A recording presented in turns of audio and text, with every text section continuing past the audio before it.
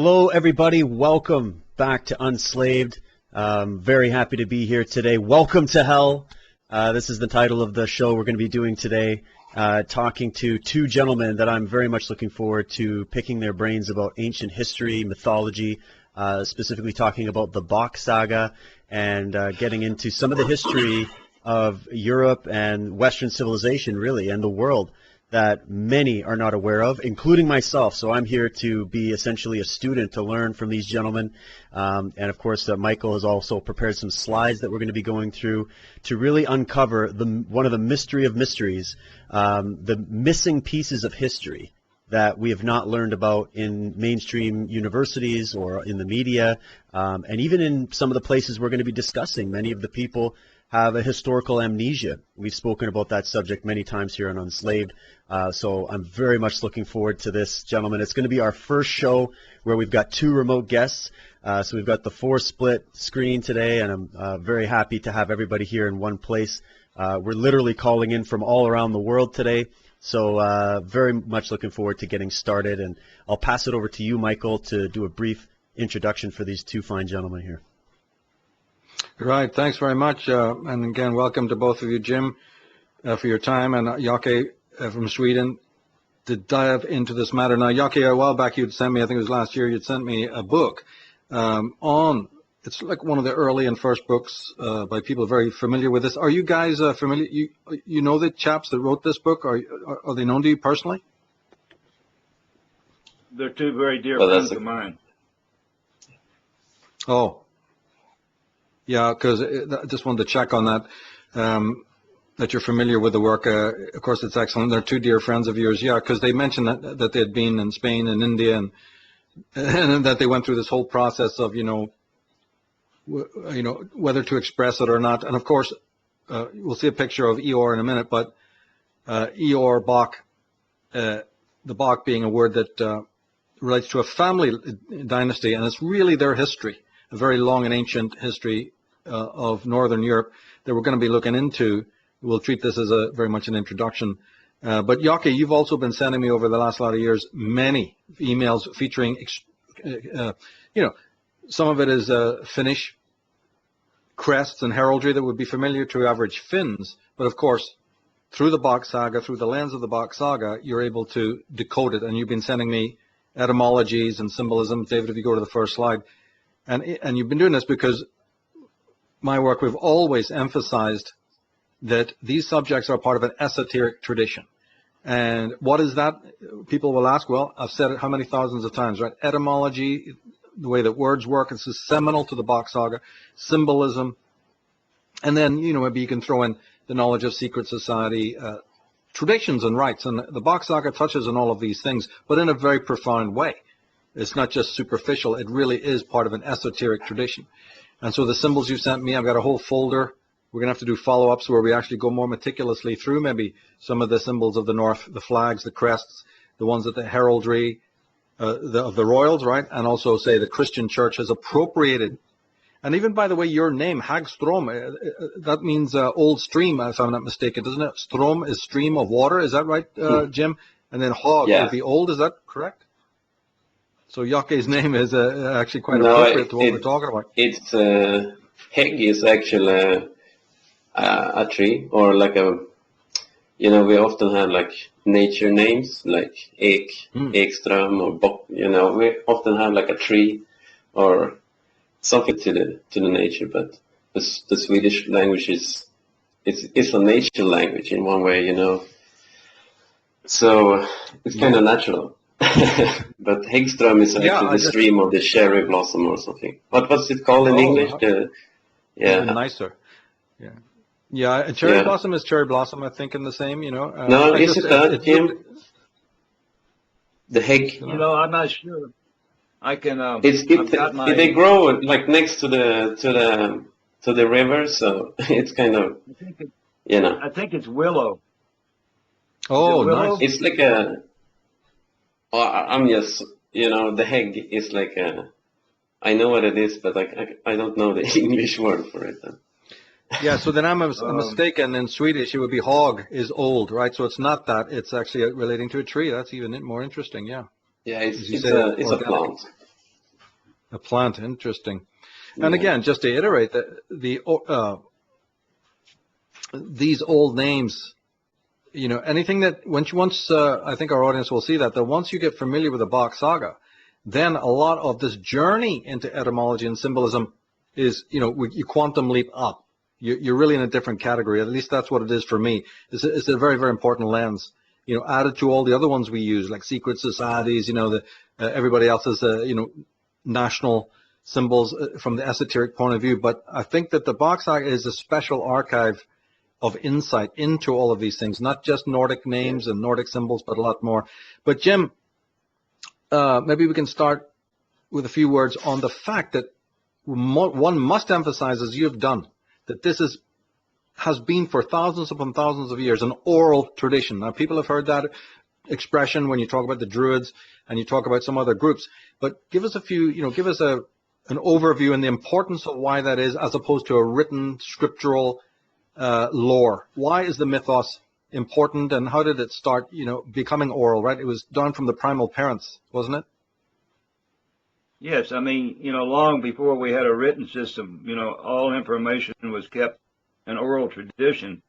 And when the writing system came, mostly with the Catholics, you could write anything down in a book, but when you're giving something oral to your children, as your ancestors gave it to you, you don't change things. Of course, if it's according to linguistics, you can't change anything because the sounds, they won't allow it. Yeah. David, go to the next slide, if you will. This is a picture of Eeyore, who was one of the last, if not the last, to inherit orally, right, the tradition. Is that correct, Jim? Am I right there?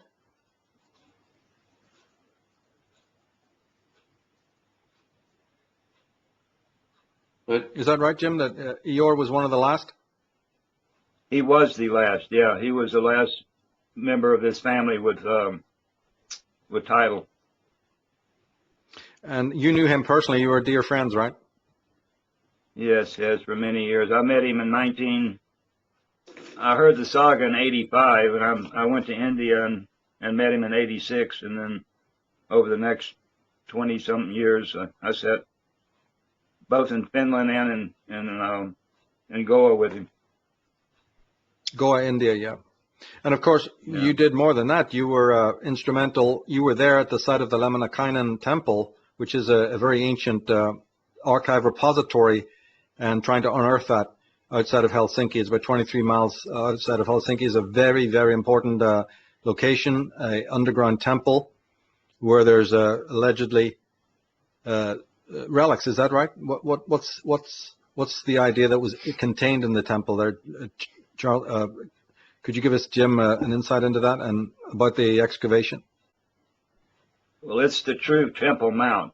As I explained, the true Holy Land is not Israel at all. And this Temple Mount, it's an archive of artifacts of aesthetique or aesthetics that was collected over actually millions of years of time and stored in this storehouse. So one day we could see the true history of the human race. If this stuff was dug up, yeah. Of course, you got no help, right, from the Finnish government. You'd think they'd be running at this, but of course, like all over the world, they've actually assisted you not at all. Isn't that correct? No, I mean, if this temple's there, a lot of this, it just blows everything that they say, because they don't have the history anymore. They lost it. And when the church came in to your country, basically lost your history. You couldn't even keep it because you could be killed for trying to keep any kind of old knowledge. So they keep it very secret.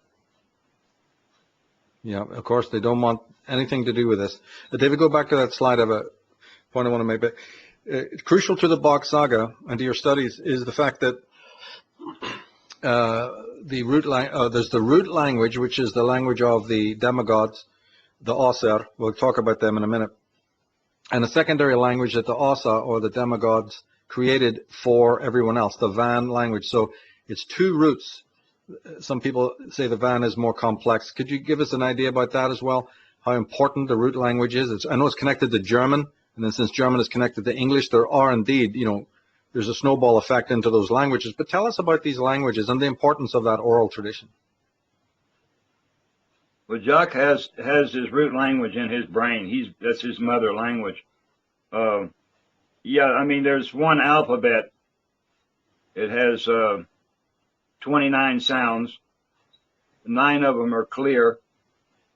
20 are combinations, and each sound has a mark and a meaning for the sound. A little bit like his Hebrew, it has 22 sounds, each one having a mark, a number. And from these 29 sounds come all languages on this planet. I mean, I've been around and around this earth, and I ask people, there's some funny combinations when you start to write. You can put 2 sounds together that make a throat or nose or some kind of weird sound. But if you take the language that Jock has in his brain, I mean, it's the most beautiful alphabet on the planet. And from this came the Bon language, which was the second language. The Bon is the language of the planet. Just this family spoke the root language. So they made a much bigger language that described the nature in very, very close detail in this Bon, which is the Finnish language today.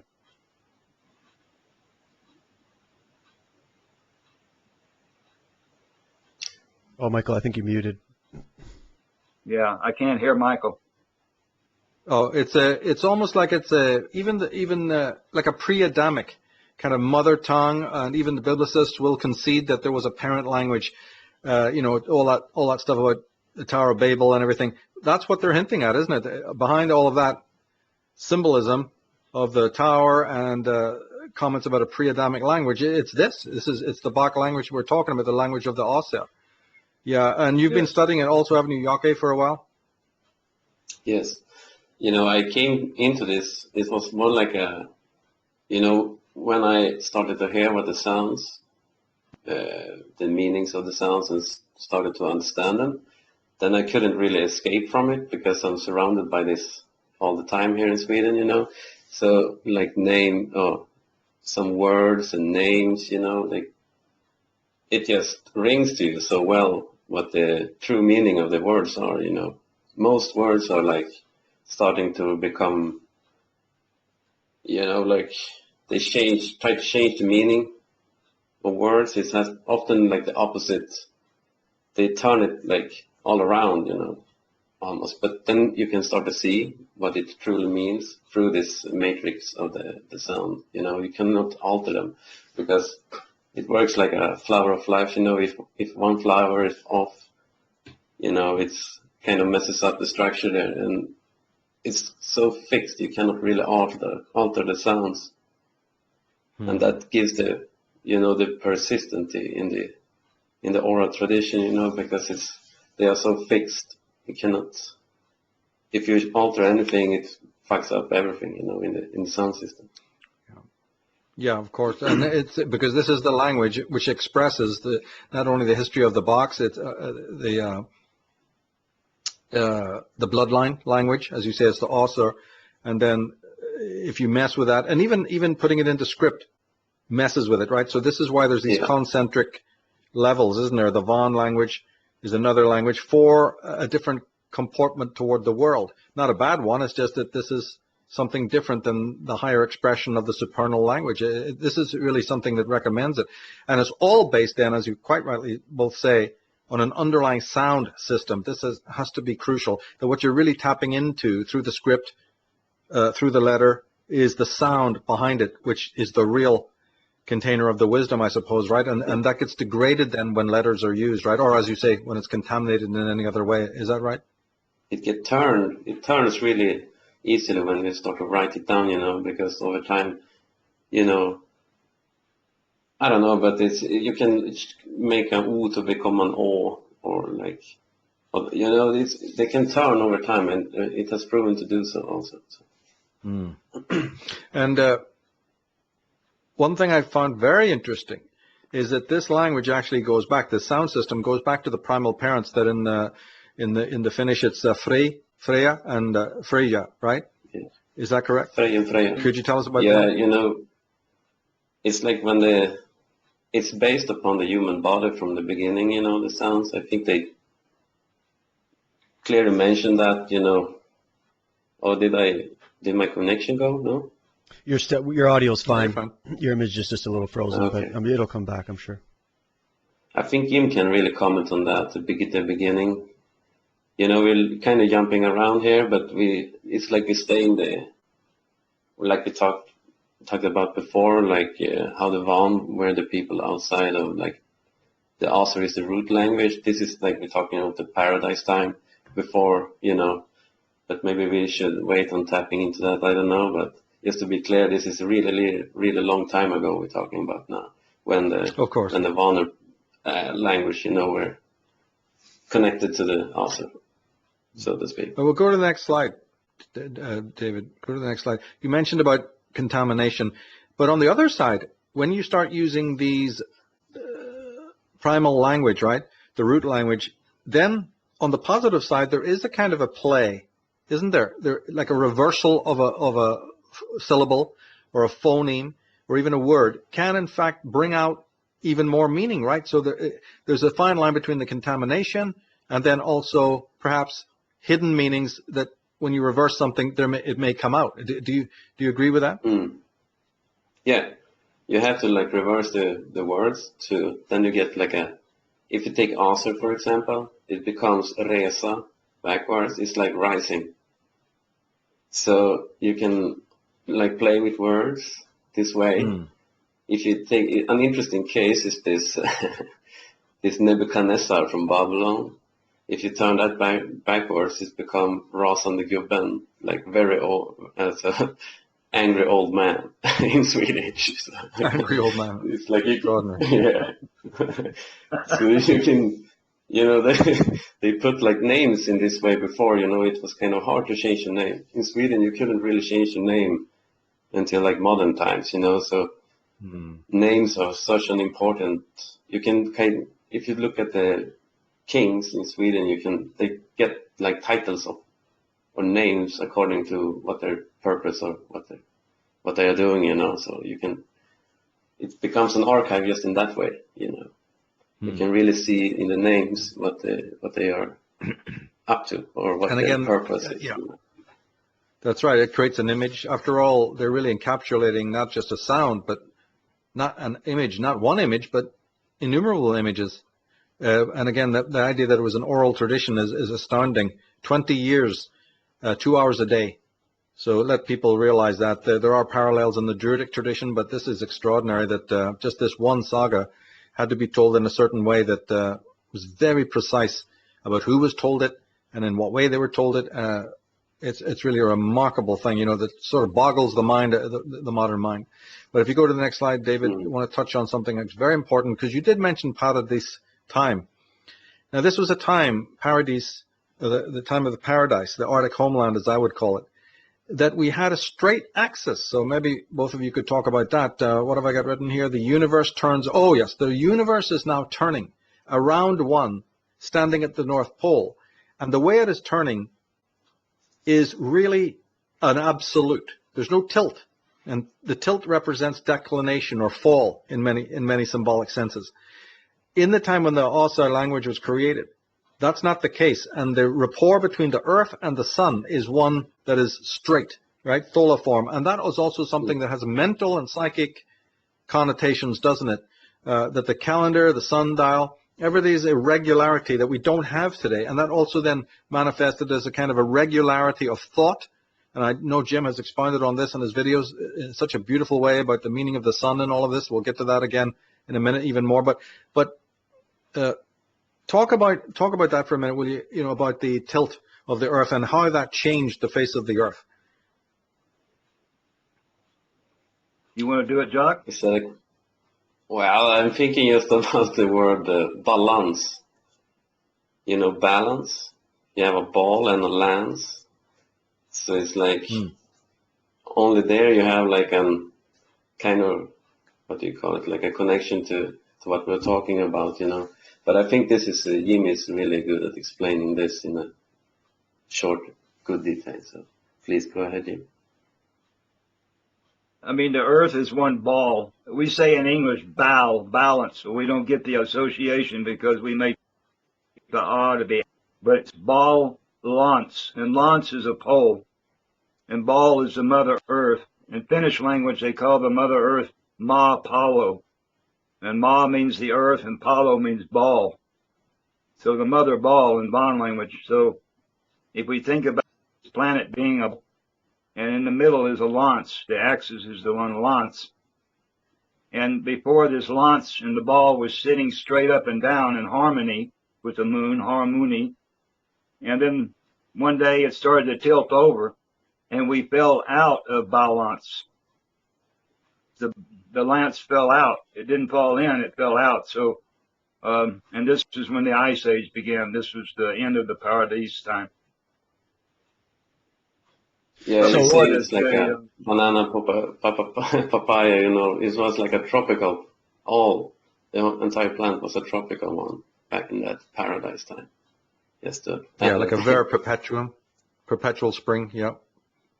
So just to clear it up I for mean, they everybody, have- then this is interesting because that means that in the ancient Finnish language, in this ancient language you're talking about, they already knew that the planet was a sphere. They didn't believe in the whole flat Earth thing that is kind of coming back these days in vogue. You know, the flat earth thing came from the church originally. They didn't want anybody to go anywhere or do anything. So they said that, you know, you stay home because you might fall off the edge of the earth. But you have these words. Well, in English, we say ground. In Jock's language and root language, it says grund. And rune means round and gay means the ground physically. So it's the ground is round, or you have the word atmosphere, sphere. And these are old words. These are not like made up by the Greek, 2,000 years. These are ancient words. So, the Incredible. earth is a ball, nothing flat about it. Yeah, in paradise they And- knew like how big the planet was. They must have knew that because they expanded out from Udelma via like ringlands, 250 kilometers ringlands. Fits like a football. Around. And the idea of the straightness is commemorated still in the maypole, I would say. The maypole dances in Britain, maybe the obelisk. You have the Jed column in Egypt, and then you have the there's something else I was thinking about. The whole idea of this Yggdrasil, even, as the Jed column.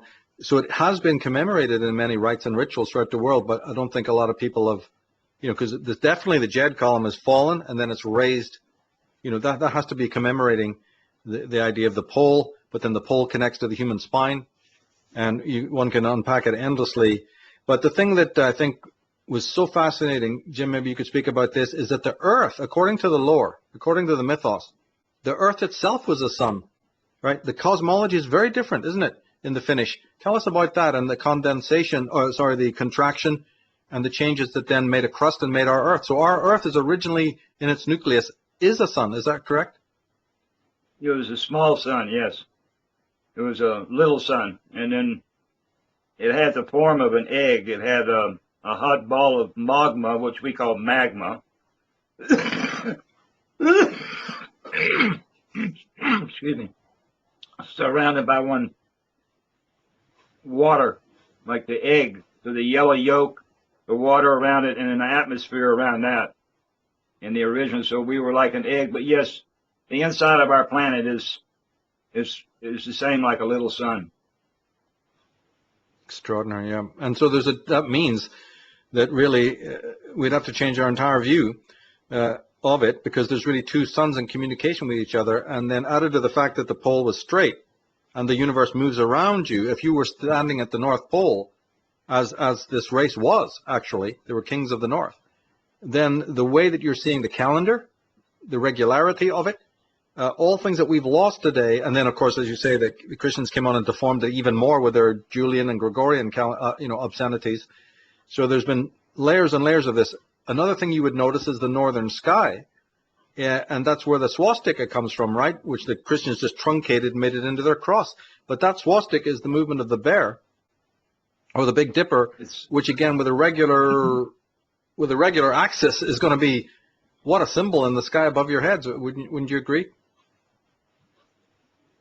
Doc, you want to do that one?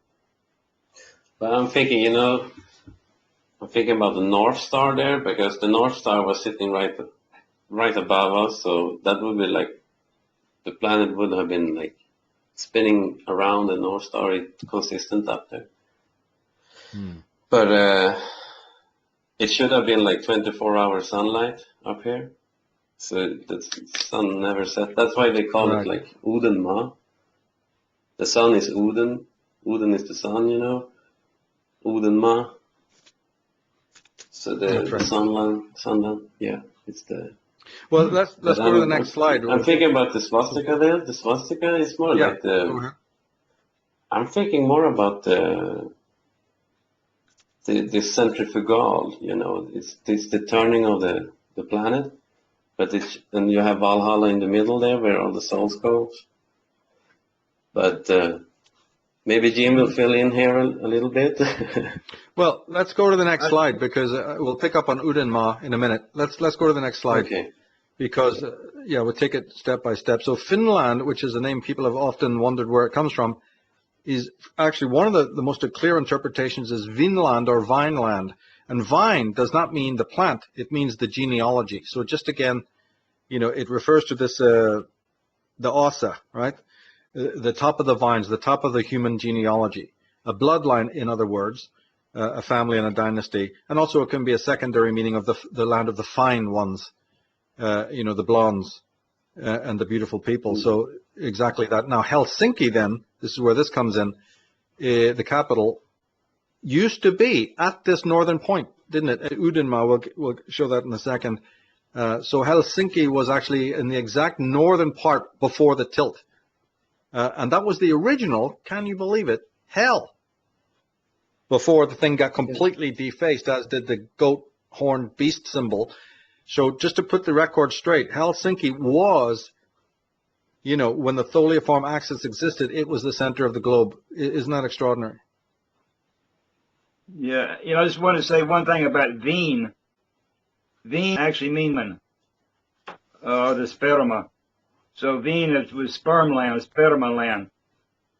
Right. Today we think in bloodlines, but before they didn't believe in bloodlines, they believed in sperms, because we come from our father's seed, and that's the soul in this story. So. Sorry to interrupt, Jim. You just got cut off right at that moment. Could you just do that again? So they didn't think in terms of bloodlines; they thought in terms of the sperm, right? Sperm lines. Because in his seed, little eel, fish, and fish, each one is alive. Each one is one conscious being. It has a head, a body, and a tail. It can make decisions. And so in this great race, it's the winner, massive amount of orgasm. You have all these little spermas that go up, and one wins. If two go in, two people are born. If three go in, there's three people. So each of these spermas is one human being. You could take one orgasm and put one of these spermas into 1 million different women and make 1 million different children with one shot. So we said that the soul, that's why we take our father's last name, because the soul comes from the papa. And the mother inside of her egg is the energy, or the energy for this little thing to start to eat, to grow, and to start to get her DNA and start to become a child. So before the bloodlines came more with the Torah book later on. But in these ancient times, it's where they turned the water into wine. So we turned the life water, which is the sperma, we turned it into the veen, the wine. But before, the water was the veen, and the veen is the sperma, actually. Wow. Right, and that had to be demonized, of course. That had to be turned around.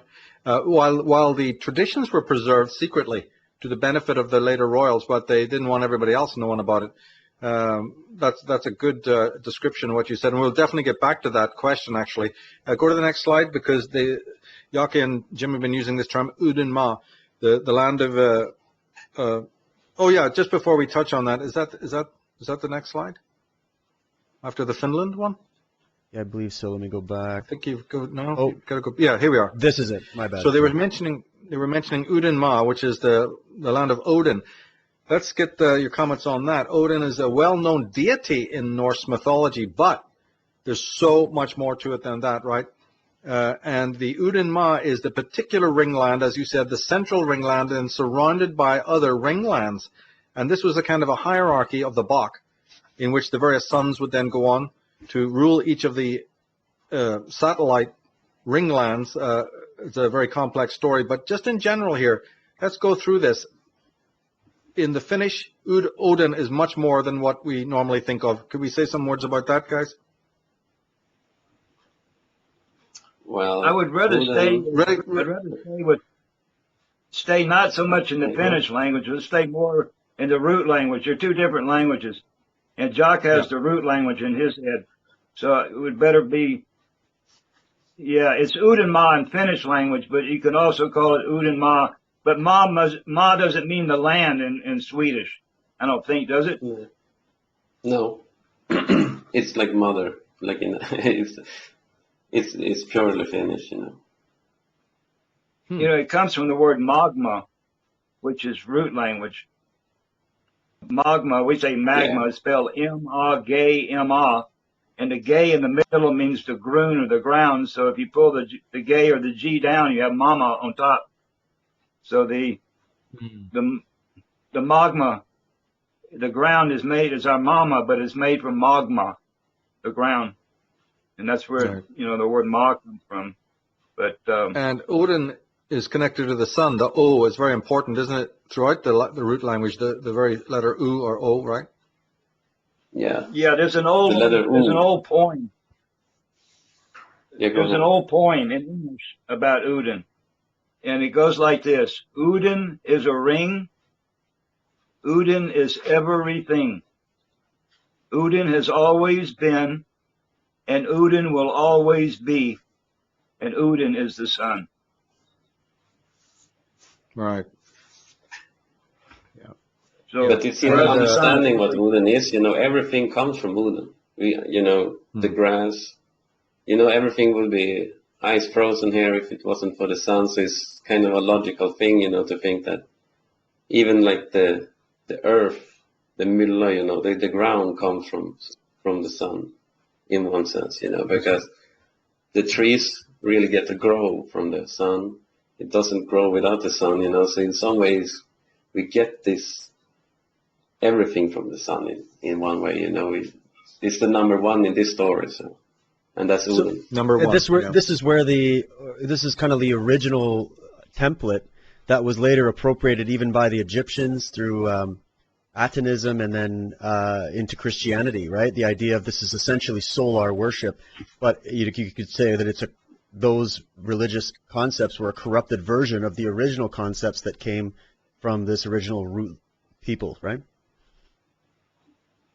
Yeah, I always say that the sun creates man and man made the concept of God. Yes, well done.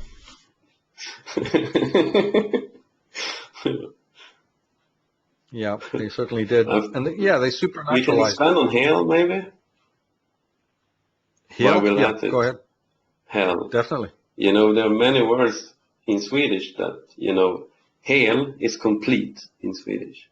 You can be healthy, It's the hell is also in clip hell is the bedrock. Hell. And in Udenma, this temple we were talking about, this is like also one hell because it's the bedrock there. It's one clip hell. So there are many, many words you can find, like you see in the Helsinki.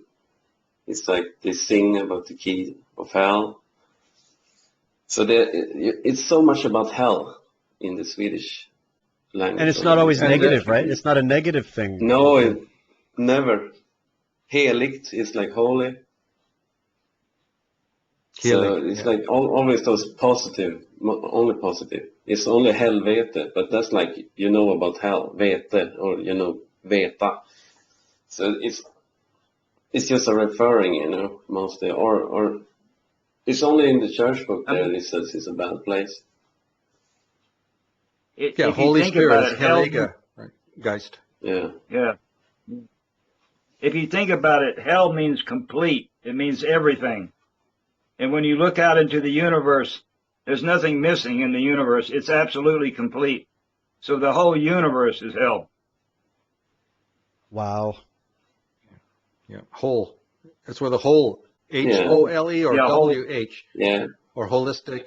And isn't it true that Valhalla is the whole, right? But it's on a little mini hill.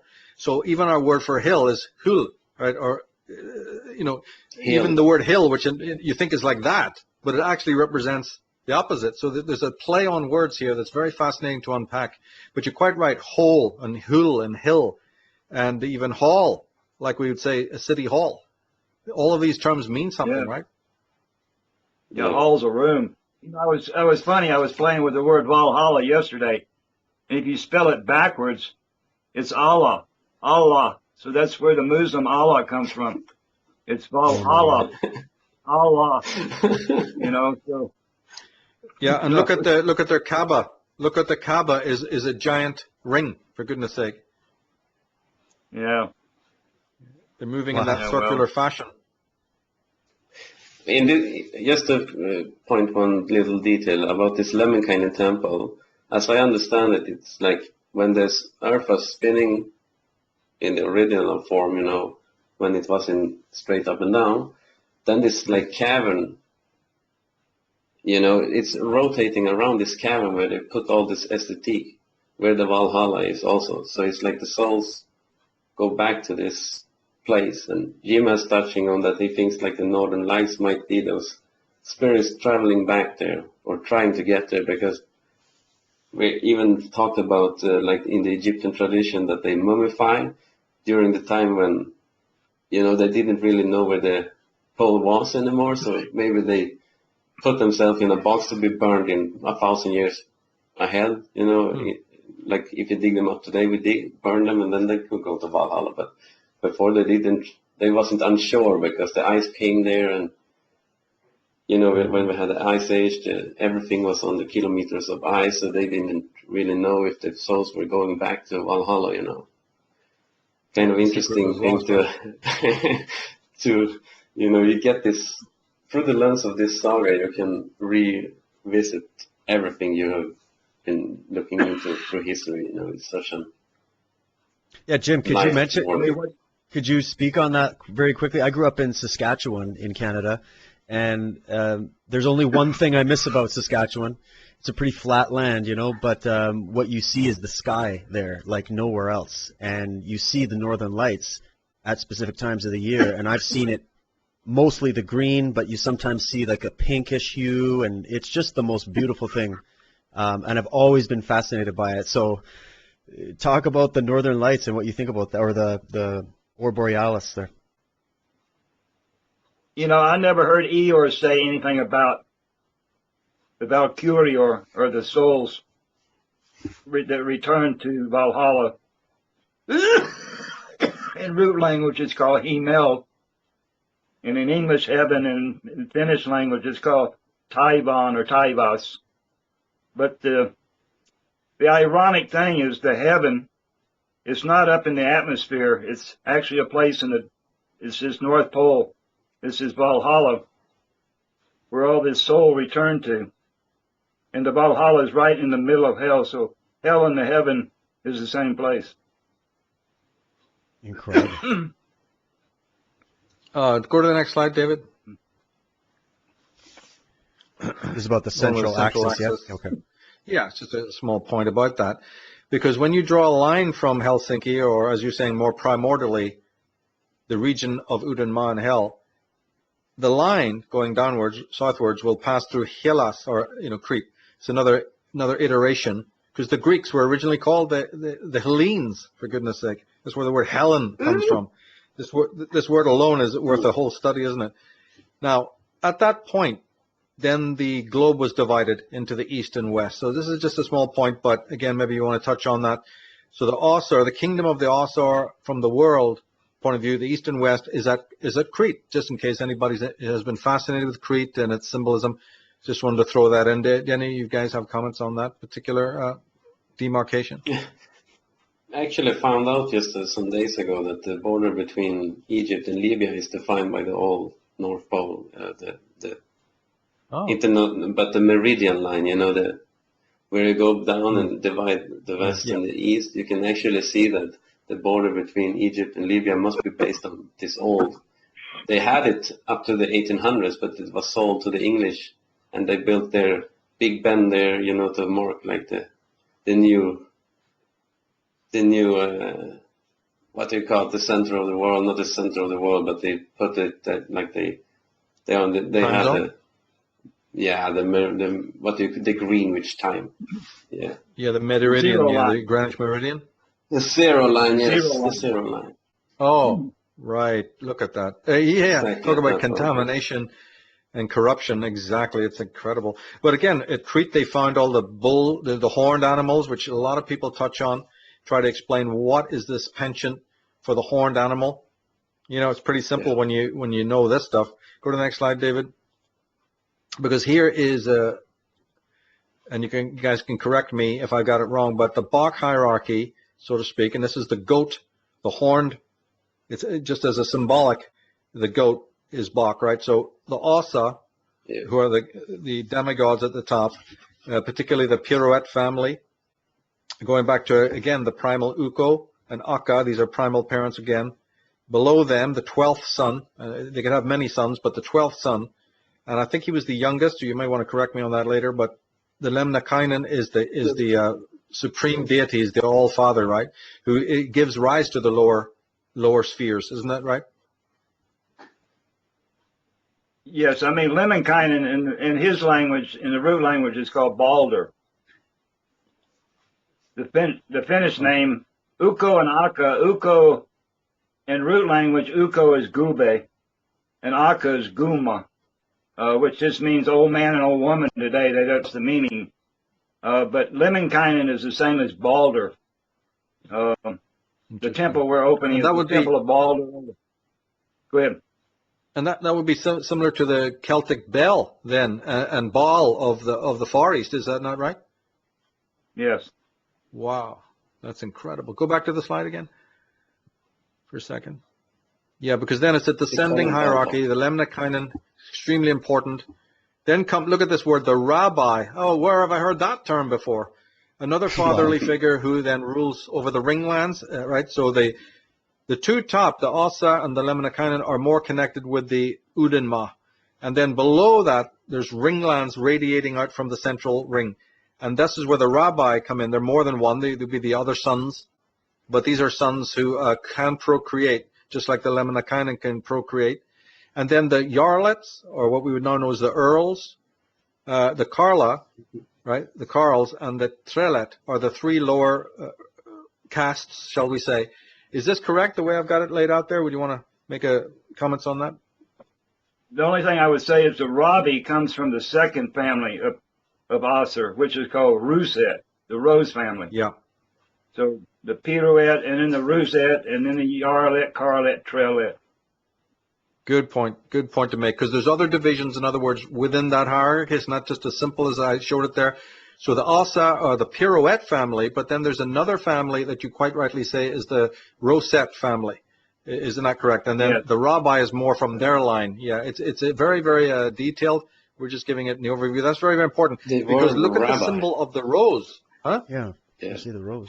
Yeah, just to point in that the rabbi, Ra, is like the king, and B is actually, in Swedish, a little, what do you call it? It's a, bzz, they go to flower to flower and pollinate. Yes, the wasp, right? Right. Bee. Yeah, it's like the pollinator to the king of the king, to the All Father there. So this is that sperm line you were talking about. Yeah, so this is the sperm line that even the Masons use the beehive. Yeah, the beehive is symbolized. The Masons use it for the hierarchy. Yeah, the beehive, I think, is in hexagram. But this Rabbi became rabbi for the Jewish people, and then the Catholics made it into rabies. Yeah. Extraordinary. Well, No, then you got it's, absolutely amazing. Michael, you're bringing up the Rose. Think about organizations like the Rosicrucians, the Templars and the Masons use the Rose, the Rose Cross, the Rosetta Stone. This brings a different light to what we look at within this Masonic sort of holy blood, holy grail type of lore as well. I think so. Yeah, the rosette. They even use it in politics with a rosette. You know, Right. going out to the people.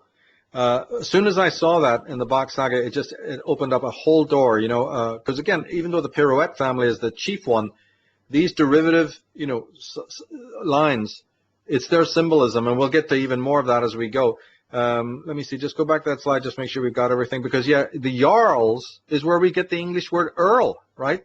And even the there's another, even the word venereal, right, is connected to this whole hierarchy here. But we spoke earlier about the vines. This is the vine tree, the sperm line from the paradise time.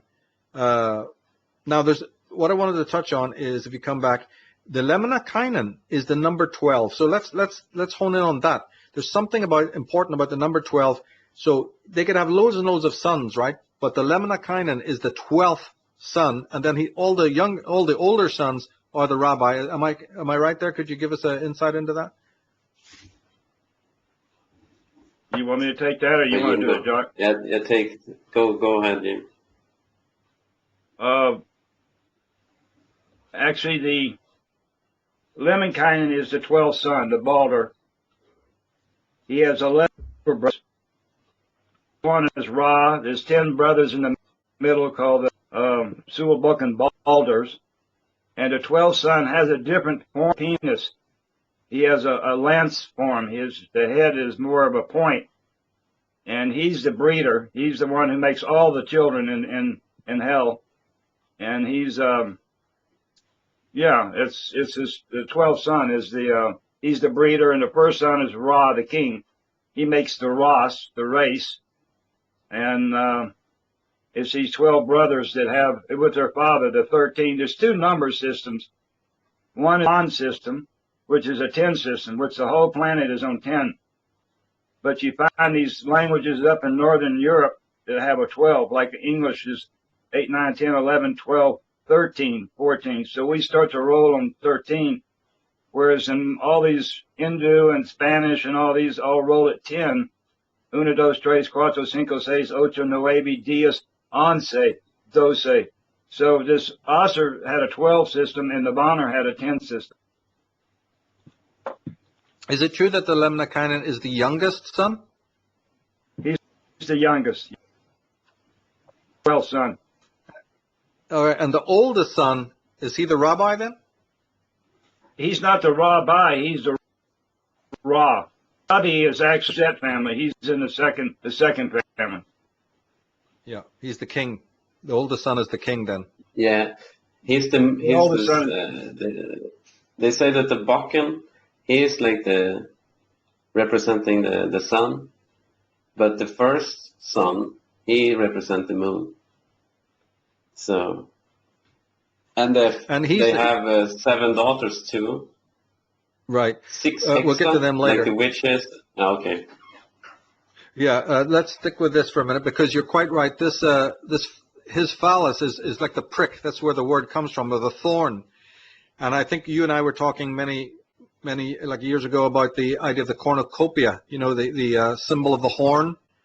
All of these come down to us, and even the shape of the Christmas tree. I mean, the thing just goes. This is where we really can get into the symbolism, because that the goat's horn, the goat's penis, right? All the things that have been demonized by Christianity. So you're quite right. This would then be indicative, like a birthmark. And then he is the only one, now let's get this right, that of all of these 10 or 12 lines, he is the one who can pick. But when he mates with the women, right? The Svan, no? Yes. Or let's just put it this way: he mates with the ones of the next caste down. That's an important structural element, right? He doesn't mate with those of his own caste. It's sort of like the next caste below. Is that correct? Yeah, he Well, has. the Yeah, go ahead, you.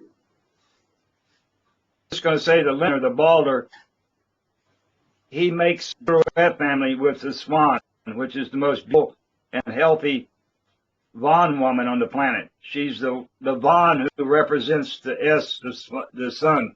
So she's the S, the Swan. And so this whole Peter Red family is made in the Swan, but he also makes children with the women in the second family called Ruset, and they're called Disa. And the Disa, he's also the breeder for all these women who make there's only one children maker in hell, and that's his 12 sons. All the rest do with making the race, but they're not breeders.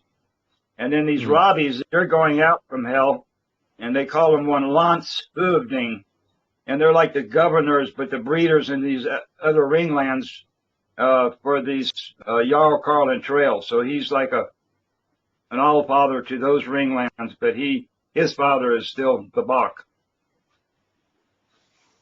Yeah. So the rabbis do the rabbis procreate Yes, yes. Yeah. with They also have the women land. from the ringland? They make the children for the Jarl, for the Jarls. It's a Okay. breeding system where the trail women, the lowest women, they're choosing up to the car man. And the car woman is not making children with the car, she's making children with the Jarl. And the Jarl women are not making children with the Jarl, they're making children with the Robbie. And Robbie he's the product of kind. So it's a breeding up system. Yeah, it's like a breeding up, but there is a circularity to it to some degree, isn't there?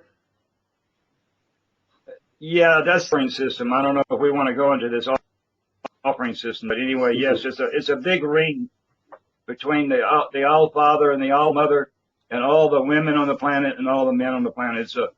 It's a ring sperma actually, but yeah, it's all repairing. in a ring.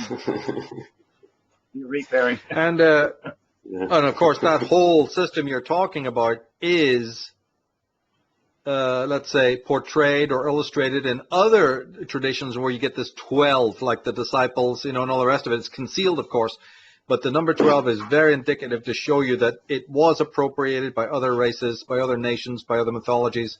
Let's look at the tarot card number 12. It's the Hanged Man. That is, the man who hangs downwards, right? So as you say, it's a hierarchy inverted. And the Hanged Man not only is Odin, I mean, my goodness, it's so obvious. I mean, it's not rocket science to see that card certainly is Scandinavian, is amazing. And it's the number 12. So and then the other symbolism is also shown within that tarot card. We won't explore it here, but it's absolutely remarkable. The 3, 4, the different lunar symbols, because you mentioned the significance of moon there, that some of the kings were actually representative of the moon. We talked about Udin Ma being the sun. But Yake, you got cut off when we were talking about that the Ra can also be symbolized by the moon. Talk about that. That's quite unusual, isn't it? Well, the king, he symbolized the side of the moon that you can see, and the queen represent the backside of the moon. But they don't make Very children. interesting. They Okay, that's a good point we forgot to make. Yeah, we forgot to make that point. The king himself with his wife do not make children, right? They're not wife. No. They're brother, sister. Yeah. The king doesn't. It's just there's titles. no marriage. Yeah. And why was there no marriage? Why would that be? Was it just to do with the way that it was set up for the ruling class there, or what would be the purpose that they wouldn't marry? Well, we lived a lot different in those days. I mean, we didn't. Women in the lower classes, they never used the same man to make a child. You had certain women who made children and certain women who didn't. You had to be qualified.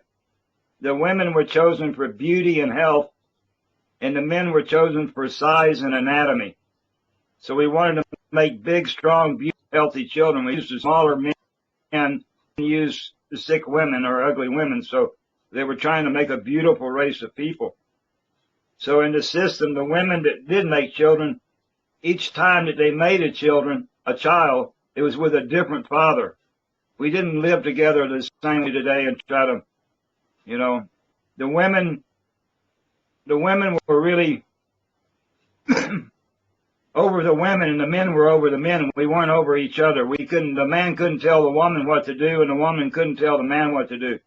So we're in this marriage system, you know, it's complete chaos, you know, and he tells her, and in our system, it wasn't any kind of like that. We lived in a tribal system, which maybe one day we can go into what the tribal was, but, or Jock can explain. And the Three ball, the Carl, that's kind of simple. It's like three squares.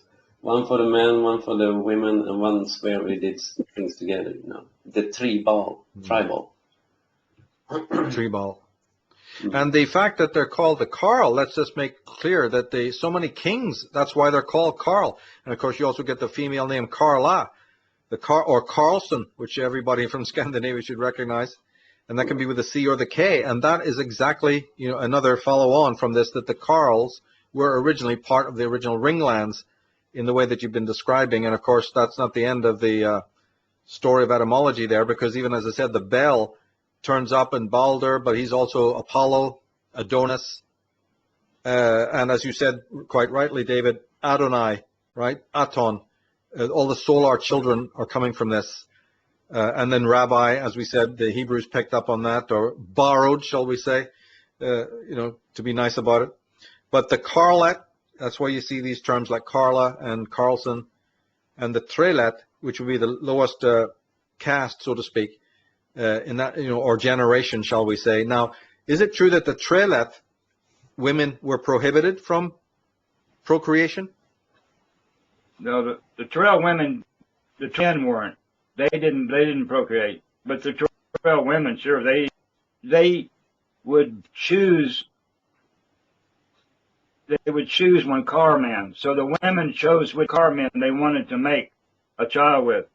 It wasn't the car man choosing the trail woman, but the trail woman would choose up to the car man. Oh. So, okay. Yeah, like this. Okay, go to the You can next see slide. there in the Roman Empire, you know, the Colosseum there. If you take the name Colosseum, it's like you see the ursprungets man, you know, it's like this was Olympic Games where it was all connected to this breeding system, you know, those big circle circus, you know. Maybe you can touch on that, Jim. They had a gladiator, you know, the gladiator. Glad means happy.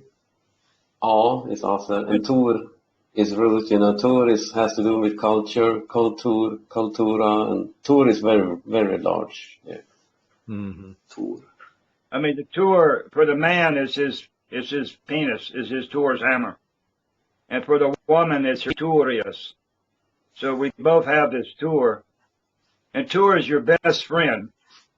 So, you know, a long time ago, they had these tournaments. It was actually what the Christmas Day is, where these men would come out and they would be with their tour friends, good friends, and they would have tournament where these two men would do these different games to see which one was the more suitable to make the child, and one would lose and one would gain, but you know, nobody got killed. I mean, they were just trying to knock each other off a sawbuck with a sack of beans in each hand, and one would knock his friend off on the ground, so he'd win. And they had different games.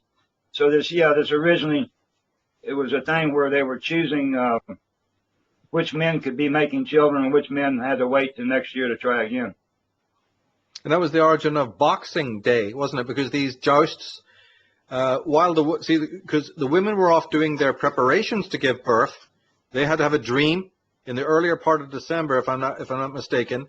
And given that the woman was given that she was honest and said, "Yeah, I've had the dream," that meant that she was going to be a maiden in a couple of weeks later. But as she was going through her preparations, the men who were mostly waiting, you know, would then, as you say, do these boxing and you know, a little bit of climbing trees and throwing logs, like in Scotland you have the throwing of the caber, I believe it is a very phallic thing. I mean, obviously what you're talking about, And so they were preparing, isn't it? So this is where wrestling, gaming, all the roustabout stuff of the male posing is because he's ready to be picked, to be mating with the girl once he's finished a certain amount of rites. And this is what we now know as Christmas, for goodness sake. Isn't that right? Yeah, Christmas was called Fest E Vol. And Fest means a party. E is the masculine phallic symbol, the E, the I with a dot. And Vol means to choose. So these women on Christmas Day, they call the E at one fest. So they would choose these men. These men were standing on pedestal, completely bar with no clothes, and these women would come in and they would choose the man that they wanted to make a child with. And then the next day was Boxing Day, and that's when these men had to go into tournament with each other to see who were the winners and who were the losers. So the woman who chose the loser, as Eeyore used to say, she didn't have the right intuition. She had to wait till next year and try again. And then the women who chose the man who did win, they could make a child. Oh, so they chose before. They chose before. It's like they made their pick of who's going to win. Yeah, the day before the tournament, they made the choice. Yeah, they had to choose. They had to dream on Lucia Day, the 13th, and then on the 25 was the Festival Day, where they would vol the E of one man at one fest. And then the next day, you sing with the Bock, or you can boxing. This is where they're knocking each other off the log. And so that was and the winners of boxing, they got to make the child. And the other ones that didn't win, and the girls who didn't choose the right man, they had to wait till next year to have the dream again and to continue the whole story again. Well, what's interesting, too, about that is I was just thinking about medieval jousting. Obviously, that's the phallic. And then the lady would choose the knight by putting her colors on the lance prior to the battle. And this would empower the male and then give him incentive. And then she would. So that it's kind of like that was a later form of exactly where you're talking about. Yes, exactly. And it was a ring. Good. They always put a ring on the lance. That's right. The ring and the rod. The ring and the rod is so ancient. Yeah, go to the next slide. Yeah. So just to clear up on the hierarchy there, as the thing declined, we're jumping ahead, but as the thing declined, the decline meant the decline of the Pirouette family, the ending of their line, the Rosette line also ending, and even the Trellat ending. But what moved into past Protestant Reformation, a little bit down into modern times, are the Jarls and the Carls. Is that correct? Am I right there that these are the two that kind of lasted through somehow, but the rest were obviously scattered to the four winds? Is that correct? Actually, they all still existed until 1050. Oh. All of these, you had Pirouette, you had Rosette, you had Yarlet, Carlet, Trellet. Today, Yarlet, Carlet, Trellet for us is upper income, middle income, and lower income today. But until 1050, this system was actually still working full on. In 1050, it was over with basically. The family just had to go underground and just try to save the saga. But they had it was the last Ragnarok, what we call Ragnarok. Yeah. It's the last destruction. It was in 1050. And we'll get to that. I'm going to get to that in a minute because it's absolutely crucial in the history of this family. But we promised to touch on the female line, the Svan, actually. Can you go to the next slide, David? Because Svan actually means swan. So anyone who's paid attention to heraldry, especially around the houses of the Illuminati or other very, very prominent families throughout Europe, you'll have seen this symbol. I saw it in, I'm not going to mention the names, but in very, very big estates in Ireland, this is a prominent symbol. Now we understand what it means. It actually refers to the female line. We talked about the Rabbi and the Lemnikainen. Tell us who the Svan was, Jim, if you will, or Jokke. Yeah, I mean, still today, when you say bird, we call the women birds in England. Right. So it's like a dragon. If a dragon has wings, it's female. If it doesn't have, it's a masculine dragon. Yeah, and she was the consort of. Was she the consort of the Lemminkainen? Yeah, she's called Jotun in Finnish. And in Jock's language, it's swan, S-swan, and in English, swan. She's the one who represents the sun. When she's the swan, she represents the earth. She's the earth goddess when she's actually making the children. But when she retires and she becomes Guma, then she represents the sun. So she's the bondwoman who will come and represent the sun. Any significance to the black swan? Like we have the motif of the black swan. There's a whole play that there's done and a film and all that. I don't know about that. It's like some dark Mar.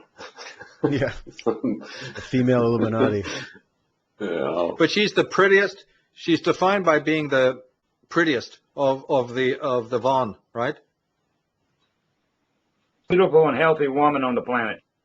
So we had a Miss Universe, we had a Miss World pageant millions of years ago. Wow.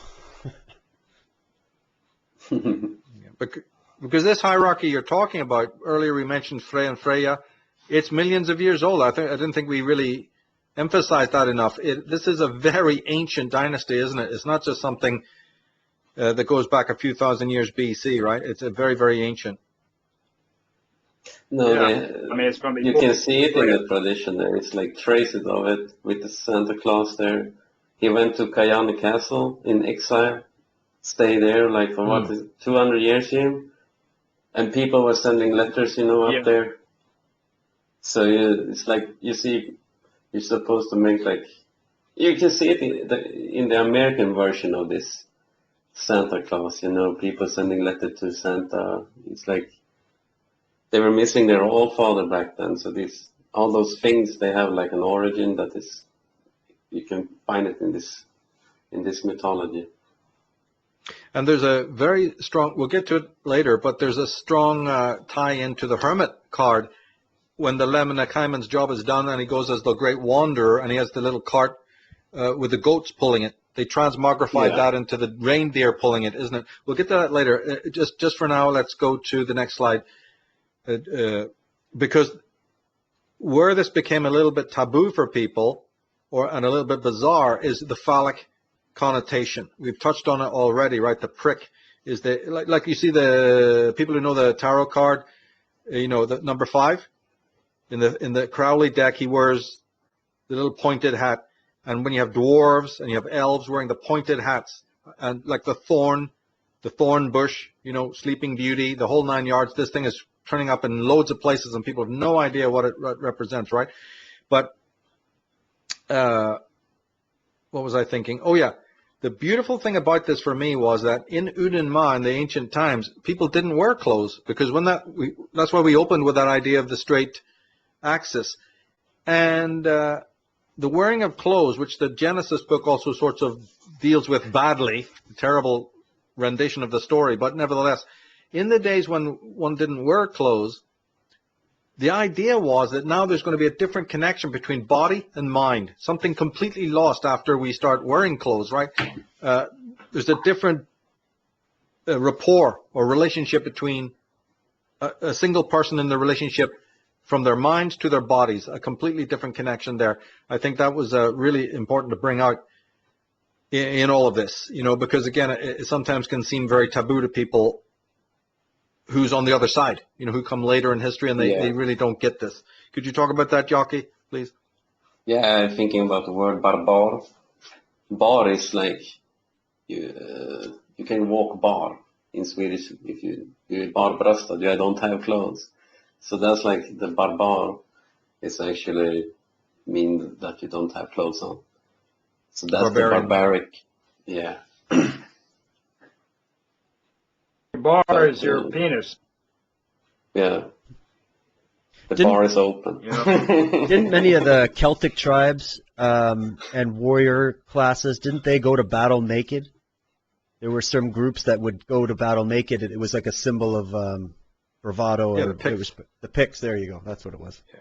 But others in Germany as well, the Berbers or Berserkers, the Berserkers, right?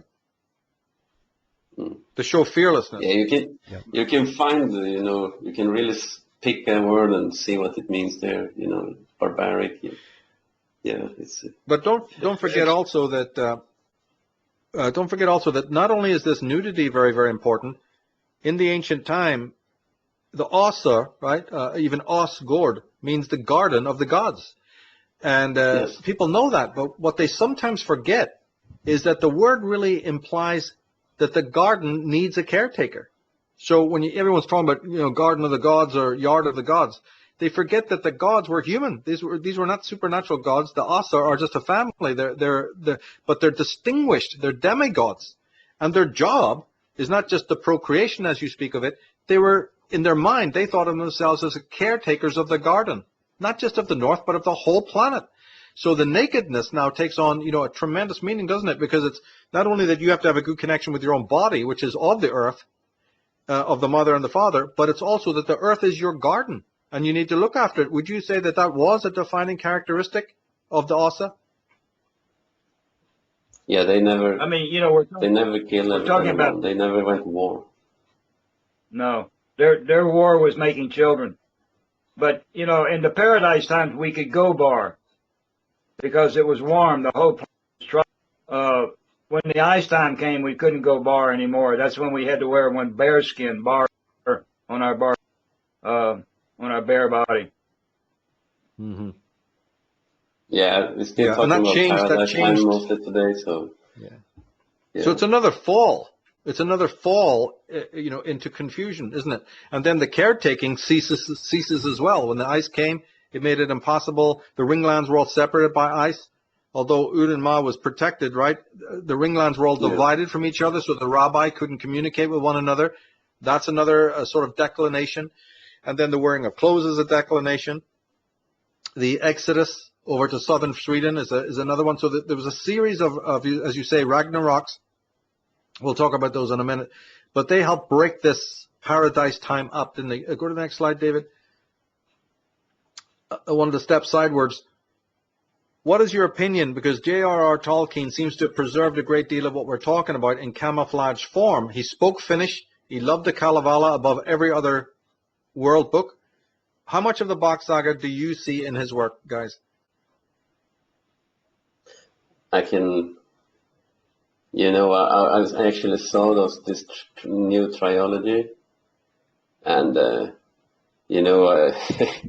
he's really trying to, I don't know, he doesn't really understand the saga. I don't think he ever read it, but I don't know, man. He has some kind of, when the dwarfs rally the king there, they make this spear form. This is like what Ragnar Lothbrok did at one point, He's like, when they were sealing off, when he was blundering down there in, there's a little gulf you need to go through around Spain there. I think they had been barricading up there with boats, and they did this rallying thing, so maybe that's why it's kind of, I don't know, he has something there, but I haven't watched it that closely, but you have the oral thing in place, you have this wilderness feeling. I don't know, I feel really hungry to watching those things, but I don't know if Jim has seen it or read it. Maybe you can comment on what you think. No, I haven't read anything about that. I haven't. This Tolkien guy, I think he studied this Kalevala, so he had this. But without knowing the saga itself, nobody knew the saga after 50. It was just not. It wasn't available to anybody, especially outside this family. So. That's right. I don't know. I've never even read the but I'm sure it has something to do with something. Well, it has a very interesting storyline in it where it's got the elves, right?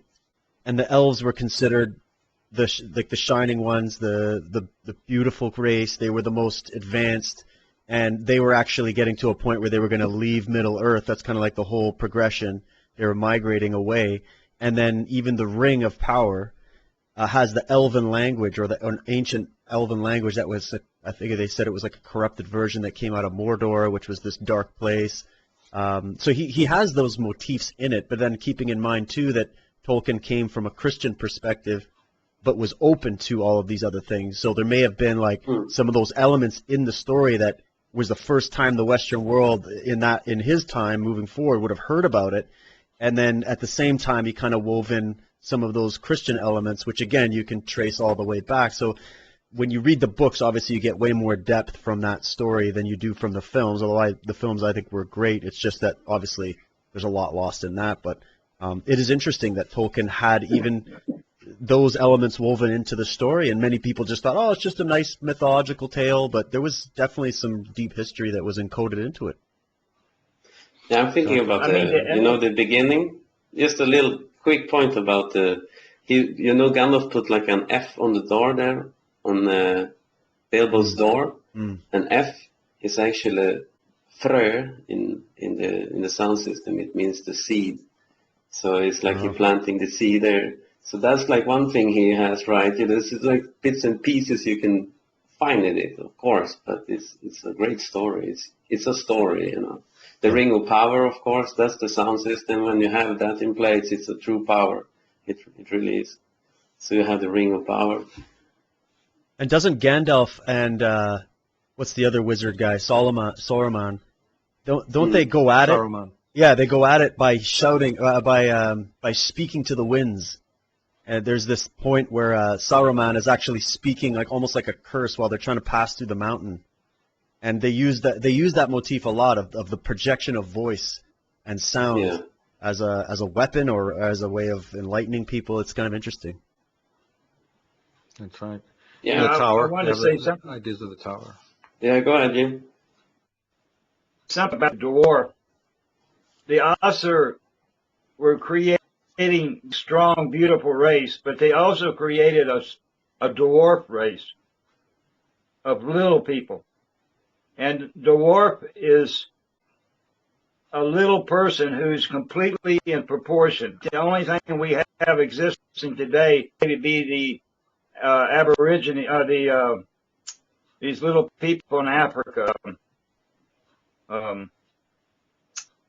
What do Like a you call pygmy. these little tribes? The pygmy. The pygmies. Yeah. But before we had in the circus, we lived in a circus.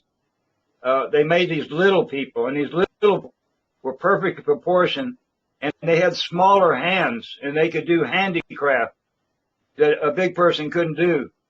So we had dwarfs actually up until, I don't know, the 19th or 18th or 20th century in the circus. When you see a midget, he's out of proportion. So he's not really one of these perfectly proportioned, but they actually made a race of, here in Hawaii, they call them mini hunus, little people. Wow. And in every race, all three races, we had these little people that were deliberately made to be small. That's very interesting because I've done a show on the little people with no clue at all where the hell they came from. So you've just added something very, very, very, very insightful there. Let's go to the third slide. The next slide, because this now, we're jumping a bit forward, but why did the Arctic homeland fall, right? There was 2 Ragnaroks, and then the third. 2 were of nature. The third was, let's just put it this way, human, right? It says there plotted the destruction of the Bocks. This is the Christian church, right? Plotted the destruction of the Bocks, appropriated their traditions and rites, misrepresented the meaning of hell, which should be, everyone listening to this should realize that now, and demonized the goat symbol.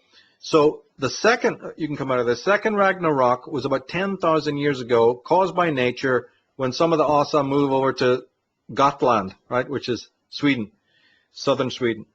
That was originally called Bock land, which is interesting, and they stayed there for about 1,000 years. Then, when the ice permitted, they were able to travel back to Udenma, right, to hell. But there was a sort of a split. We don't need to go into all of this. There was a sort of a family split at that time. But the third, as I said, is human factors when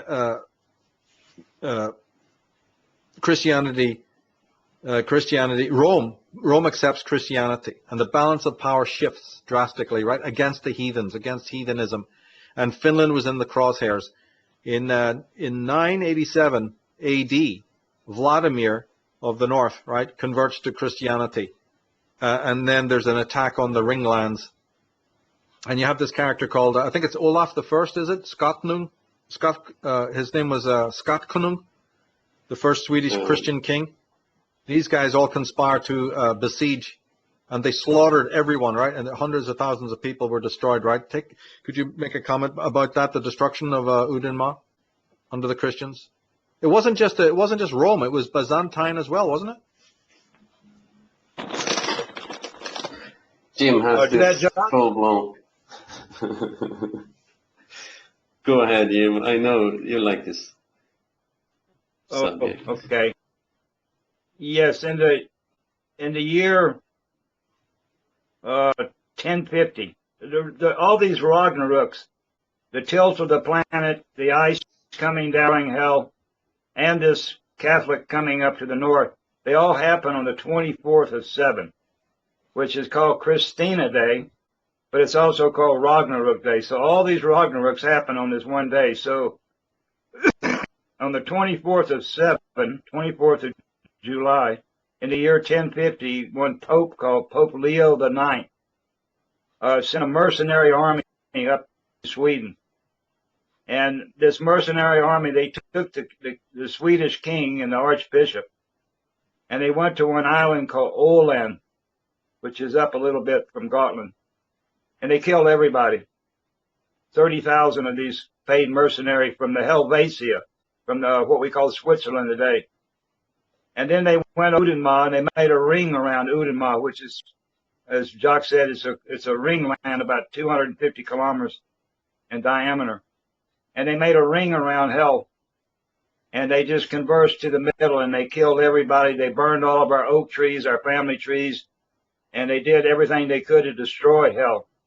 And this Bock family, they had to escape, and they went up into the north. But this was the last, they had already written that hell was the worst place in the world, and if you didn't believe in there, you had to go to this tormented place. But they had to destroy hell because it was the one thing, it was the oldest, hell's from the beginning. And it was the center of the whole heathen world. So they had to, in order to complete their tax system, the church was really a big tax system. If you think that, they came into France and they took out the heathen France and they put a puppet king in, and now everybody in France has the Vatican on Sunday. And then England around 100 or so, and they took the English king and they took him out and put their puppet. And now everybody in England has to pay the Vatican on Sunday. And they just kept moving up, and they would take out pagan kings one after another. And when you take the king and you take the jarls out, then the common man, he has to go to the church and get what the Pope has to say via this Latin language, which was the written language that they could, these priests would go up and they could send word in Latin to the Pope, who they needed to take care of, who they needed to kill. They didn't need all the people. They just needed to take out the people with knowledge, the shamans, the jarls, the earls, and the king. And once you take these people out, the common people, then they church on Sunday, and then they pay their 10% to the Vatican. So if you could control all of Europe, you've got all this going every Sunday to the Vatican. So it was actually, the whole thing was a tax system in one way. Yeah. And they appropriated a lot of the rights as well. They did all the slaughter, but they sure took their fair share of these occult rituals, Go to the next slide, David. We've got a couple of slides on this third Ragnarok here. What does it say here? King Anund Hellbrunner, the Swedish king, and the Bishop of Sigtuna engaged in a secret military mission organized by the Pope in Rome, as you say, Jim. The mission was to destroy Udenma along with everyone and everything in it. So they've done that, a massive act of desecration. And as you say, about 1050, things look bad for the bloodline. It starts to go into decline. In fact, one of the Christian kings, Christian Swedish king, the next one, 17 years later, actually out of shame at what he had done, this would be a character called Imund.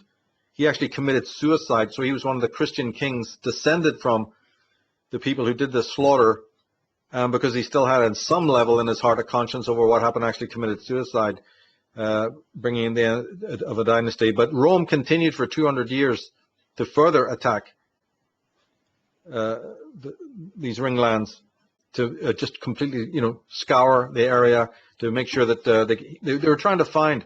You can come back out of here, David. They were trying to find the Ossa, because as you say, they had gone north, right, to hide. And there was other attempts by the Vatican and the Swedish kings to locate them. And then I can even think that later on of the Teutonic Knights, again scourging the north of Europe. Extraordinary attempts to wipe this group out. Go to the next slide. I have another one there. So the Pope sent an army of loyal mercenaries. Yeah, as you say, the Helvetians, which is the Swiss army, like the Swiss Guard, into the north of Europe, with the express reason of wiping them out. And then the Orthodox Church also did likewise. It was both of them. And if you go to the next slide, I can't help, when I heard about Raseborg, Raseborg Castle being torn down, which you explain in great detail in one of your videos, Jim, I couldn't help thinking of this card in the tarot, number 16, the Tower. So I don't know if there's any actual connection, but from your description of Raseborg being taken down stone by stone, I just couldn't help thinking of this. Do you see a connection there yourself between the two Absolutely. events? Absolutely. I mean, they took the towers down. There's one tower left called Bell Tower, but they took the King and the Queen Tower. They took them down, and there was a lake around this castle at one time, and when they threw all the stones, now it's all solid ground. They can farm out it. This is where the Humpty Dumpty story comes from. Oh. Sorry, Jim, you got cut off when you said the name of that tower. Could you say that again? The tower, the tower, the big tower that's there is called the Ra Bell. Oh. It's Ra would stand up there and he could give out information to the people all around the lake. Tower, and a bell form on the top of it. Today it's kind of some kind of thing they put on there just to inside. But his sound would go out so the people could hear Ra from the bell. King had to say. So yeah, it was information center. The castle was a baptism. There's no fortifications for war. It's a place of baptism. It was the king and queen of Finland. He's called Kuningas and she's called Kuningatar. It was their winter house, this Rasapuri. It's interesting. And yeah, I mean, I never. Pu is tree in Finnish, so, and re is like re. So it's like the replanting of the race. This rendering the name there. It has to do with the Raseborg in Swedish. Yeah, and look at the symbol for the Isle of Man. The castle of the race. And we see this in Ireland with the three spirals. Because one thing we should also mention is that this did travel during the Ragnaroks when the Alsar were dispersed. I strongly believe Ireland was one of the outposts. And so you get these three spirals. Swedish you get it in the Isle of... Yeah, Swedish outpost, Isle of Man, with the three, they have the three legs. Go to the next slide, David, because after the Ragnarok, things start looking, well, you can never say started looking up, but after the Catholics were thrown out with what we know as the Protestant Reformation, something happened. So it says here that the Ossa returned to Udenma, adopt a new name, Bockstrom, right? We were talking about Boxing Day. Bockstrom becomes their new surname, and that means stream of the box, right? And we know what that means. That's the sperm again, the whole metaphor. But the Vasa family, that every Swedish person should know, is the royals before the ones you got now. This Vasa dynasty was actually related to the Bockstrom. So Gustav Vasa, whose statue stands in the center of Gothenburg, converts to Protestantism, right? And he ousts the Catholics. Now, what does that mean for the Bocks? Well, he sets up the conversion, first of all, sets the precedent. 7 years later, Henry VIII would convert to Protestantism, but actually the Swedish king had beat him to it, right? And so in one strange way, anything that the Catholics liked, the Protestants kind of, anything that the Catholics disliked, the Protestants kind of liked and was a little bit more favorable toward, right? So in many ways, they give a conciliatory effort towards the Bocks, who have been tried to be wiped out by Catholicism, because we know that it was under Protestantism that you get some free thought, you get a little bit of get William Shakespeare, you get a little bit more people able to express in art and literature. So it's not that they were really any better, but it's relatively uncensored. So the Bocks were able to sort of slowly come back, from the outposts, their hiding places, back to Udenma, right? But even though that was the case, the system that they've created, the hierarchy, is kind of in ruins, isn't it? Yeah, I mean, the family in 1208, they met with this guy called Billy a Jarl, which was a Jarl, but he was as the king, because after this last king went Etestupa, when he committed suicide with his crown prince in 1060, something like this, after that, there's no more kings, real kings of Sweden, all Jarls. And in 1248, this Billy a Jarl, he came to and met with the king of Finland, and they made an agreement that they could come back down to South Udenma, but they could never say anything about the saga or anything. And there they divided the family into two lines. They had the rostrum and the bockstrom. So the stream of the Ra and the stream of the Bock.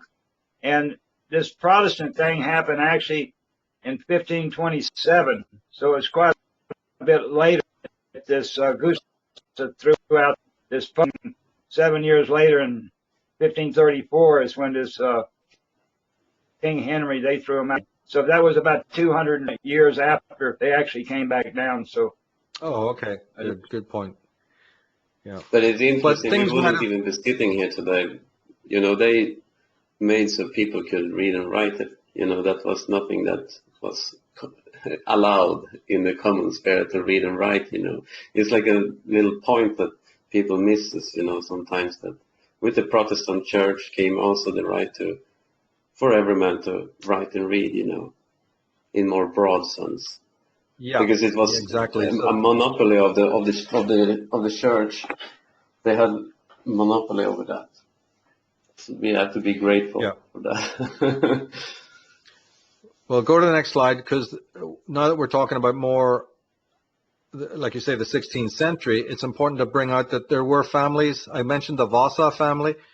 The Bernadottes, who are now the kings of Sweden, have no relation at all to this ancient line, but the Vasa did.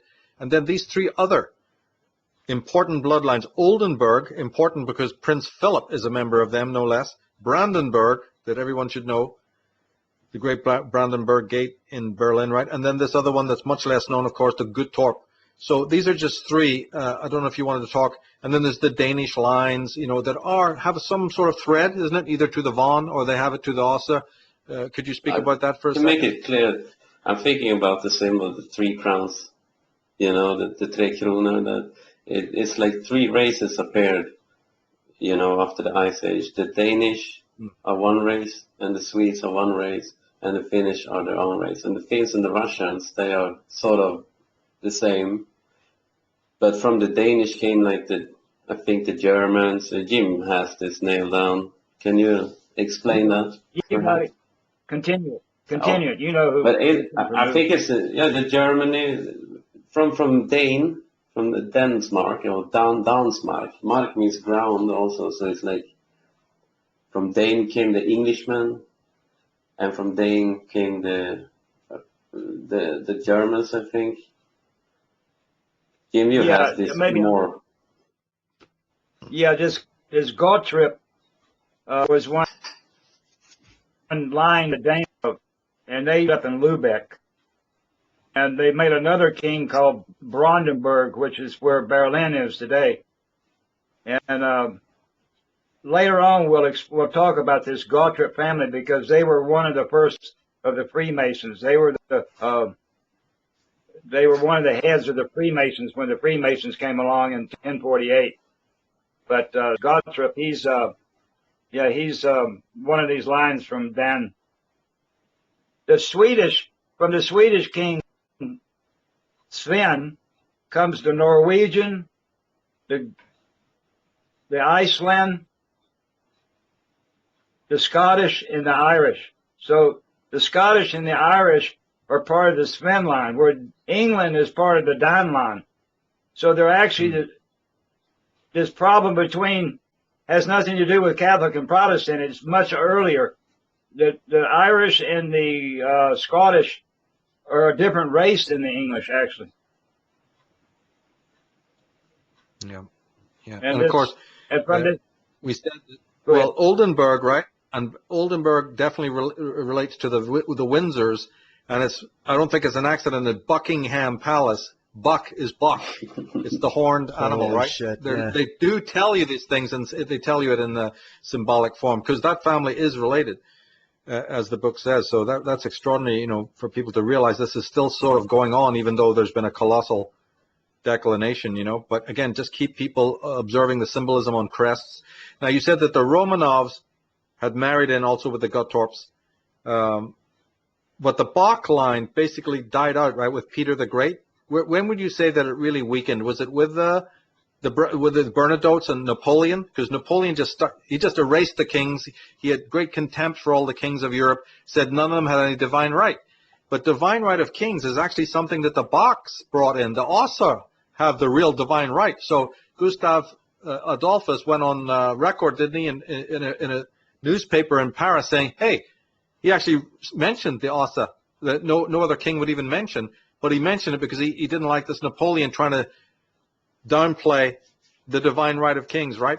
But then Napoleon still gets rid of them all. He puts Gustav under arrest, and he puts these bloody Bernadottes in place that are basically just nothing to do with Sweden, right? And then from that point on, there's a decline. Would you say that was the decline, the age of Napoleon, or do you see another, like Peter the Great? When do you see the real decline taking place? I mean, after 1050, there were no. Eeyore was actually the last true king of the planet. All of these kings and queens we have today are all Jarl families. The ancient pagan king system is finished, because they're in bloodlines. They only talk bloodlines today. We'll make children with blood. You make children. So if you get down to the last king on the planet, Eeyore was the last king. He was Udin's Ra. Udin Ra. And wow. The save Eeyore. So he was the save Eeyore. And he's buried up in Udinma, right? His ashes are there underneath where this ancient tree was, the Yggdrasil. It's been cut down in the early 90s. I actually saw the Yggdrasil. It was an ash tree, Oskthred. And the gardener at the church cut the tree down, and it was the oldest living thing on the planet. It was the tree of Akka or Guma. And all the family that had title since Paradise time, all their ash has gone underneath this ash tree, and that's where Eeyore is. He's in the stump of this tree, and that's it's there in a place called Snappertuna, which Snappertuna. Go ahead. Is they that burned, southern Sweden? the pagans, they burned everyone. It was no graveyard. They burned everyone. Where is that? Yeah, same in Ireland. They burned the trees and they burned the roots. Of course, that was, in this story, Guma or Akka represented the tree, the tree. But for the men, for the other families, we represented the oak tree or the ek.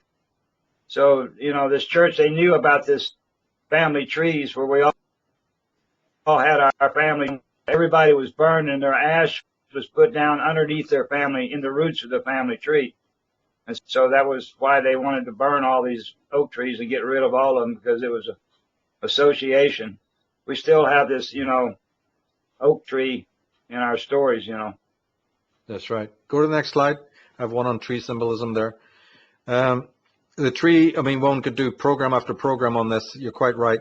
So the ash tree was really assigned as an emblem of the Ossa, and the oak was of the Vana, the Van, right?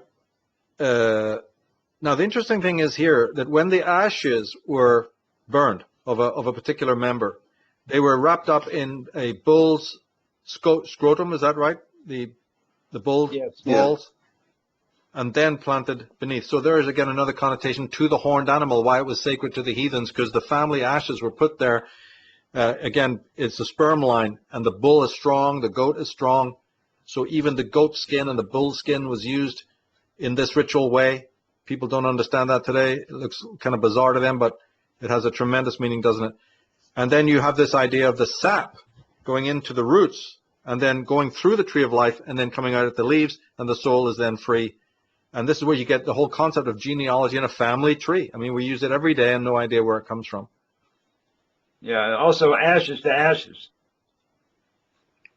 because you put your ashes on top of the ashes of your family who died before you. So we had a living where we didn't have this graveyard where everybody had a piece of a granite mountain and lay there for, 3 feet by 7 feet, and now you can't grow any potatoes and you can't do anything. You have to. So before we didn't have this graveyard, you had a living tree, and when this tree became very old, they had something called puri. This is where rasa puri, and they could take your old oak tree and they could take some branches, and they would cut these branches from this old tree, plant and water them. And when this first tree got roots and started to grow green, they would cut the old mother tree down, and they would hollow out the stump and put some dirt and mud and sticks in there, and then they would plant the branch of the old tree into this stump, and then it could just grow another 1,500 years and years. So you could just keep your family tree continuing as long as your sperm line continues. That's incredible. Right. Yeah, it's absolutely incredible. Go to the It's next the slide there, belief. David. Be the leaf. What's that? Oh, yeah, It's the that's belief right. system. Belief. You be the leaf. That I couldn't believe it when I heard that. That's so cool. It really is. Yeah, I think we touched on this already, the Southern movement. So go to the next slide. We talked about this earlier anyway. Go to the next one. Yeah. Yeah, so here, let's touch on the tarot again, because every time I read another thing or watched one of Jim's videos, I kept seeing the tarot, the major arcana, the Fool coming down from the mountain, the Arctic homeland, carrying the flower of the Van, and the solar symbol. He's a kind of an Odin figure. You've got the Hermit, Yeah. the Lemnikainen in his old age, in his dotage. The Wheel of Fortune being not only the ringlands, but the whole idea of a horizon, a periphery. The Wheel of Life, because the sun represented the Wheel of Life, the swastika. Yeah, and Fortuna as well. Isn't that right? Yeah, Fortuna is for the knowledge of the king and queen. Tuna, the knowledge of two. That's Fortuna. snapper tuna. Yeah. And on that card, there's a serpent, which is the sperm, right? It's right on the card. So there's because as you said, the marital line was from one ringland out to the others. This is the sperm line. What do you see on the card? For goodness sake, it's a ring, right? It's horizon, and then you have the symbols that we're all talking about right now are right on that card, and it's number 10. So there was 10 outer ringlands as well. So this is extraordinary. And then what was the other card there? They made the hangman. games, Yes. And then we have the devil, which is the Bock, 100% Bock. Go to that next slide, David, please. Yeah, the wheel, devil. Yeah. So there it is. And Crowley must have known something about the Bock Saga, because there's the phallic with the testes. So there's something else going on. He, of course, had tremendous occult knowledge. Well, he was on the trail. As you said, the Bock Saga came out in 1987, I think it was. The Bock Saga was given out to the world. So.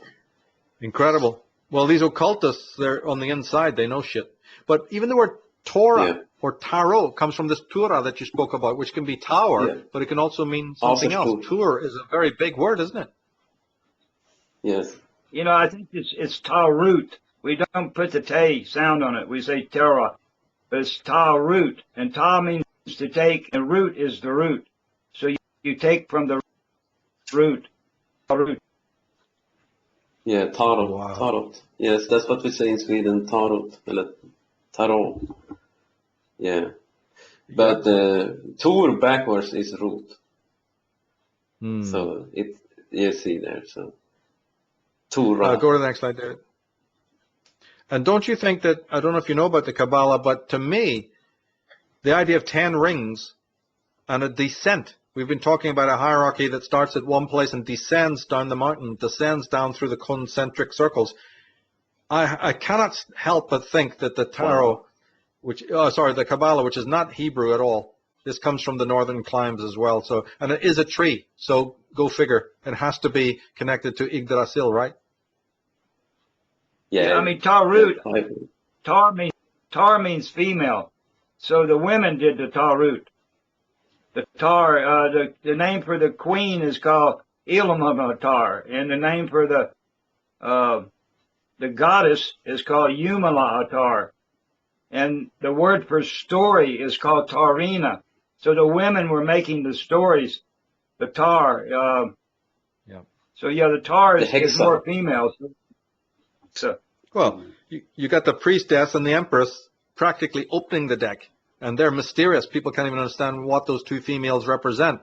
Once you understand the Bock Saga, even the little bit we're talking about now, it's quite clear who they were, the Disor and the Van, right? And of course the Nar and is the male speaker, right? But they must have had the female version. What was that? Those who were not breeders, they got other titles. Like the females, they're the Sienare. It's like the gypsy people, you know. They had the crystal balls there, and they predicted, you know, they had the astrology, astrology. Right.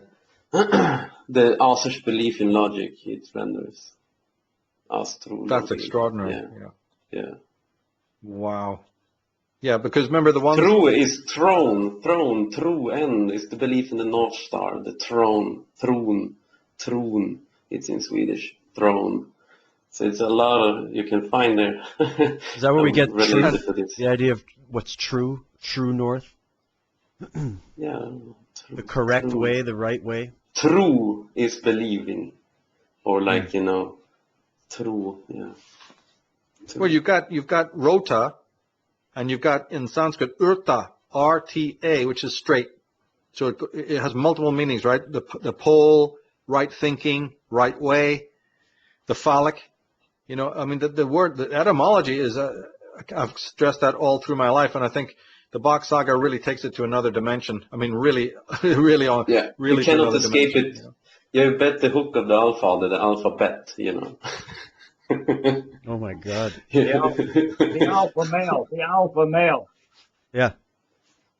But, you know, we changed it to I-L-P-H, where it should be L-A-F-A, alpha. So when they start to change the sounds, we, as a writing system, we lose the association. Right. Yeah. Aleph, alpha. Yeah. And that's what that slide before, showing the stick figure with a phallic man. It's a, as you say, patriarchal. And so that's already taboo to anything that we have today, you know. That's another taboo is an interesting word too. Buga is to kneel down. Yeah, bu is like kneeling down. Taboo. It's one of the offerings thing. You know, it's taboo. You can take. Oh, yeah, offering. When you, yeah, exactly. I mean, the offering. The ring in the offering goes all between the rings. The etymology is extraordinary. That's what I was saying. People should pick up this book and watch Jim's programs because they're absolutely unbelievable. From people who've really loved etymology are really going to be in the heartland now. They're going to be right at the heart, the nucleus of these meanings. Even the names of the trees. And look, I mean, and then you're going to also realize that when conspiracy-related people have said there's been a massive overturning of knowledge, just take the word hell and study it and you know, leave us alone. You know, proof positive. So go without one word. It's only 3 letters. It's only 3 letters. It shouldn't kill you, you know, and then you'll come away and you'll know. It's funny. It's funny. There's more than 50 words in the dictionary that start with hell, and only one of them's bad, and that's the Catholics. Everything else, hello, health, all these words, health, hell from hell. Yeah, if you're complete, you're in hell. And they're still building their palaces, churches, cathedrals, synagogues on the hill. Right? On the whole. Yeah, usually but it's a hill on top. So, I mean, hellhole. They destroy the old heathen, structure and they put the church there. That's how they have been doing it. So it's Let's quite obvious. Let's quickly touch on Ireland. Go to the next slide. Get your thoughts. Because when the Ragnarok took place, I can see in Irish mythology, it doesn't take a rocket scientist. They came on boats. They came from Europe. Okay, let's think about that. Who could it possibly be? These blonde, blue-eyed migrants. I think it's quite clear that the Furbolg, the Tuatha Danann, right, fit with this migration. So there's a whole. We're not going to get into it, but there's a whole story there. They could have come from Finland. Because a couple of points to substantiate it is all Irish mythology begins with cataclysm. The boats that arrive are arriving from 4 mythical islands, from which there was 4 great treasures. They're called the Islands of the Beloved, right? The Fortunate Isles, the Isles of Youth, where a goddess, a beautiful goddess, presides, etc. They're the ancestral homes that were sunken and lost. Murias is one of them, right? And that each island had a different caste. Well, it's very parallel to what we've been talking about here. And also, it's an account of the Arctic homeland, Ireland being still part of that sort of wider Arctic homeland, that after it fell. A lot of good symbolism there. Go to the next slide. We have, Just of course, point in, one we were in isolation. That's a pretty heavy word if you think about it. During the time we were stuck in the ice, the isolation. In Swedish is isolering, is like smiling in the rain with an ice, so you can find. Well, Ireland, these lands were meant to be connected. Yeah. They were meant to be connected. All of these Scandinavian and Northern Irish, like the Hyperborea, Ultima Thule, right? They were meant to be connected, right? But the horned one, you see, the idea is that you have here Belfast, right? Alone, just that's just one word. You get it all over Ireland, right? Or Bally, right? Bally this, Bally Castle, all of these different Ballies that you get, which is meant to mean town or whatever. But of course, the word would show you something different. It's Balder, right? It's named after the Lemminakainen. So, then you get Tara, the capital, with these rings, and Tara was meant to have 7, what they call seven boundaries. You get the 7 boundaries you get the 7, don't you? You mentioned it earlier about the females, and that there was also an incredible symbolism of the 7. We get the Swan Maidens, the Children of Lear. I don't know if you're familiar with a story in Ireland called the Children of Lear, which is all about the Swan Maidens. There's the Swan, right? You get the Cauldron, which is the chalice to collect the water of life, so to speak. So, yeah, we can't explore that any further, but the Irish to me, or go to the next slide, David, you'll see a picture of Giant's Ring. These are meant to be forts. What a lie. They're not forts. They are replications. All stone circles in France and in Britain, I think, represent hell. What do you think of that? They're all stone circles, whether they have these stones like Stonehenge or here's Giant's Ring. They are not fortifications, so that's the biggest lie you've ever heard. They are now that the real hell has fallen, the descendants of the people who spread out through Italy, France, Spain, Britain, do you think I'm right that they are just saying, hey, we're going to build our own so that we can remember or we can be there in the circle? How does that feel? These circles are called rosti. Go ahead. I was just going to say, you can finish. They're called rosti. It's a ring with a cross, which represents hell because it's the 4 lines dividing the planet from the North Pole. So it's always like the Indian medicine wheel. It's a ring with a cross. And these were information center. Go ahead, Doc. I was that's thinking interesting, about though, the hell. It was like the other ringlands, they were out to replicate hell, that was like the chief. So it was being like the example, for all other ringlands. So maybe that's why, you want to do something to, appreciate hell or whatever. Yeah, to replicate it. I think it's, if the real one is lost, it's natural for people to say, we'll make a mini one over here, and then when the people gather, because these have been called forts. Yeah, if the steepest part is on the inside and the easy access is on the outside of the mound where the enemy can just jump over, I don't think they're forts. Yet you'll see, if you go, the plaque says fort, and everybody believes it. Look at the lies that these people have told. Right? They're not forts. They're gathering places of the people, or of the more, the wizards, the wise people. But you said Rasti. That's very interesting because the name for these places in Irish, in Gaelic, is Rath. So look at, there's not that much difference between Rasti and Rath. Fascinating. No. And of course, trees often surrounded them. You had these guys called Nar, which is the fool. The Nar is the joker. And these Nars are sitting up there in the top of the planet at Valhalla in one place called Listnarbariat or Kun Telavori, or Listening Mountain, the Nar's Listening Mountain. And they would get the information from the Allfather and the Ra. And now these Nars would go out to these ringlands, to these Rastis, these rings with a cross. And 4 car men would come out, and they would act out the information that they were given from the Nar. And these 4 men were acting out tour.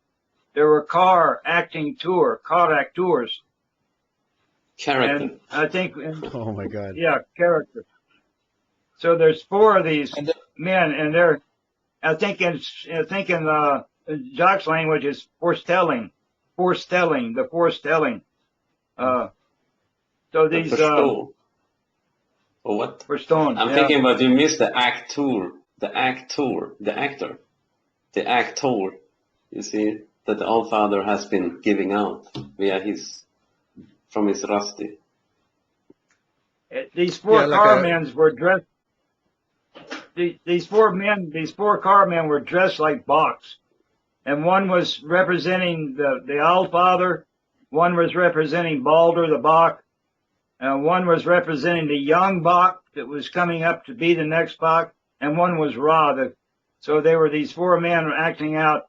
The women made the stories, but the men told the stories. And this would be the origin of the word narrator, right? Nar, the narrative. Nar Ra Tur. Yeah, that's very funny because my last name is Chesnar. Yeah. And you say they wore masks of the goat, so that the Christians couldn't stand that, and immediately the Nar were demonized, right? Yeah, absolutely. You'll see some old Greek statues of a guy sitting there with Bock feet, shoes like Bock. He's sitting there completely bar with his heart on, and some old Greek. And don't you? Isn't But it true that you see forgotten sometimes? to mention why we. Go ahead, Michael. Oh, I was just going to say that some Greek figures are seen suckling from the goat's milk, right? It's obviously something else, but and the Catholic, don't you see that? And the Catholics changed it to they sucking from a dog. Oh, did they? Incredible. Yeah, you see. But we have famous forgotten to mention the goat symbol, where it actually come from. Like the Frey and Freya, they came from the goat in this mythology. Goat and another animal. What was it? The ape. The Appa. The ape. The moon key. The key to the moon. Yeah. The key to the moon. In his language, the word for ape is Appa. So our first Papa was an Appa. The Asener's pole. Appa. A means Aser, Pe means pole. So from the Asener's pole is the Appa. So yeah, our first father was the Appa, and the first mother was the goat, according to this story. It's in the nature, things don't crossbreed. Because each species is an art. So you may have like 5 different kinds of interbreeds that breed, and we lose all the different arts. But to make the human being, Odin made this one time happening where 2 different species crossed to make this first Frey and Freya, and finish. They call him Sampo and Aino. It's the Adam and Eve for the pagan people, Frey and Freya. And we have this word God. Odin thing. It's just the Odin thing. It's like special. It's this is the mystery, you know. Does Odin the sun act, or what's going on? was like ordained by Odin one time, right? Yes. Yeah. And we have the word Godfrey, the Godfrey, the Good Friday, the Good Friday, the Godfrey. It's a name there, Godfrey. The God was Frey. And it's interesting in terms of heraldry because the goat mixed with a horse is the unicorn, which appears, so it's like a take on the same thing. And then so the royals could be using the unicorn as a symbol of the Bock, again in disguise. I don't know. I think the original unicorn is the rhinoceros. Oh, What's yeah. that? Could be. Yeah, because What's he that, has Jim? one uni. The rhinoceros is the unicorn, the one horn. One corn is a horn. So the rhinoceros has this, and then I don't know, some kind of mythological, they put the horn on the horse, but I think the original unicorn, because there were rhinoceroses running around Sweden and Finland, back in the, before the ice time. Yeah, that's right. Yeah. David, go to the next slide. When we're on the subject of megaliths, tying in with etymology, A is not the first letter in the root language. It is the second letter because the one of greater importance is the letter E. It's the English I with a dot over it. We've been talking about it in passing in the program, but this is the symbol, the letter I, right, which is the dot above the phallic, is the progeneration symbol of the progenitor, the ossa, right, and the lemnikainen. And of course, that then turns up in physical form as the sun above the standing stone, which is the hierogram of Ra, right, as it appears, say, in a megalithic structure, right? So is that true that this was the most important letter? No, I can't say it was the most important letter, but I mean, we come from the box E. That's the eight powers. The dot above the E is the North Star, and North Star is the knowledge, because we got the knowledge from in the story. But yeah, that's what the E is. It actually represents actually E also means inside or in the seed, inside the seed, in seed. And so Michael, that's Michael, what do you think about that? What he just said about the E and the concept of the L, the L's, the EL. Oh yeah, the group we're talking about is clearly is the manifestation of the L. Because remember, L has, you're talking about the Illies, and this is the L's, and that has a multiplicity of different meanings. So any royal group at all, right, good, bad, or ugly, are the L's, right? But there it would be the All, like the Alls, right? The Ossa, the All family, the All Father. So yeah, but remember, they also did become keepers of inns and taverns later on after the 15th century.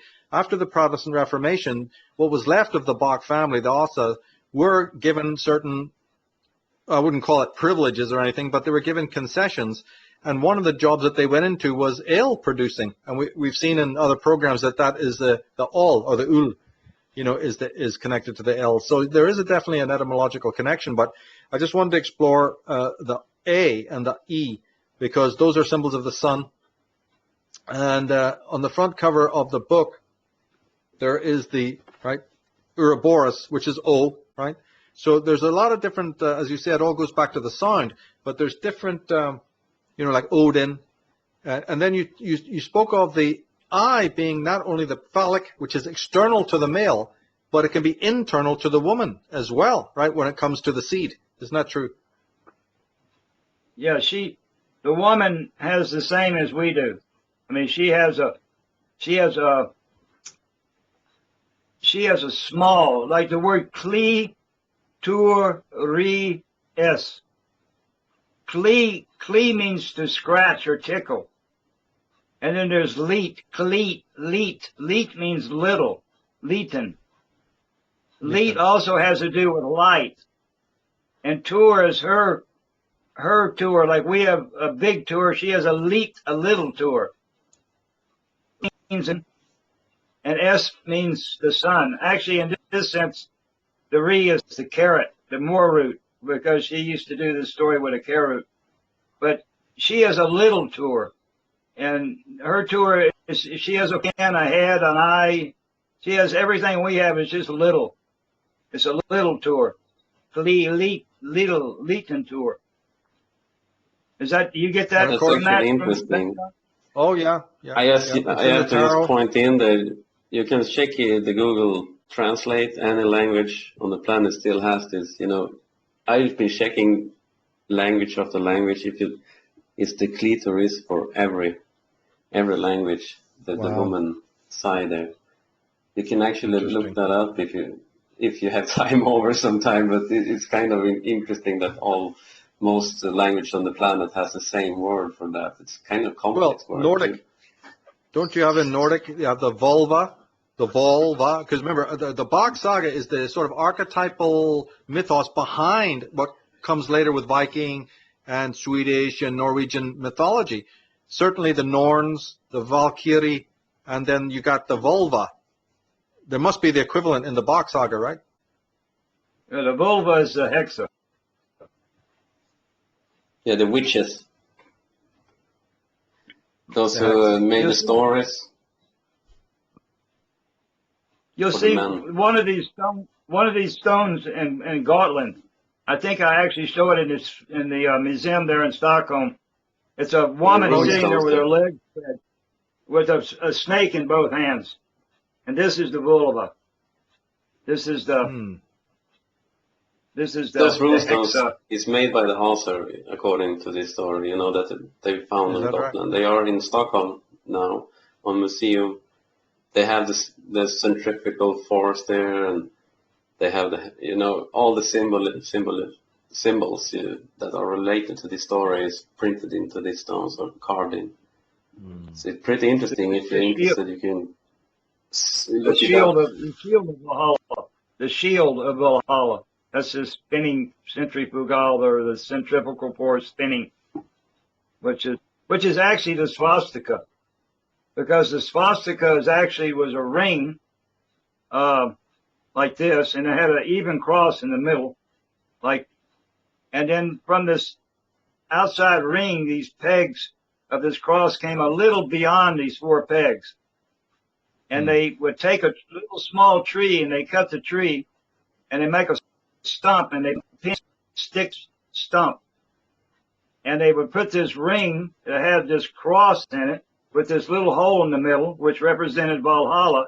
They would put it on this stick inside this stump of the tree, and from these 4 little pegs that came out, protruded from the ring, they put a paper bow, and they filled these paper bows full of something called swavel. And swavel in Jock's language is sulfur. And the stick is the stick. So the swavel is the soul stick, the stika. Stika means stick. And now they put fire to these 4 bows, and this wheel would start to spin in centrifugal force, and it would start to make a wheel, and this fire would start to go around and around faster and faster. And it represented, as the people were coming out of hell, as we were populating the planet, it was called the life wheel, or the light wheel. It was the symbol for hell, the swastika. And this was, so when you see the spinning planet, it's like this, I also see it, when you see the spinning thing on the runestones, it's like when the souls are returning back to Valhalla, all the soul is coming through the centrifugal force, going back to the North Pole when we were sitting straight up and down. When we fell over, the soul didn't go back. So for the last 50 million years, the soul hasn't been going back to the hole anymore. That's why I think there's Aurora Borealis. There's all these souls sitting there waiting. You can find, Interesting. I you didn't can hear see in the tropics, they put like a swastika on the graveyard, You can see they still use, That's quite interesting interesting. The Nazis then used it for that purpose, for black magic. Yeah, for black magic. But it's the most positive symbol on the planet. You see it all over India. You see it. The Red Indians have it. You see the swastika everywhere, but for them it was very positive. It had nothing to do with negative. Didn't the Nazis reverse the actual points or something, or they manipulated it from You its know, original? it is supposed. I think it's supposed to spin clockwise. Right. So I don't know if they did something to make it go counterclockwise or what, but it spins the Earth and clockwise. You know, this saga says that the planet's getting ready to tilt back up. This is why we have this climate change today. Right now, Antarctica is just melting off. It's warmer in Antarctica than it is in Sweden.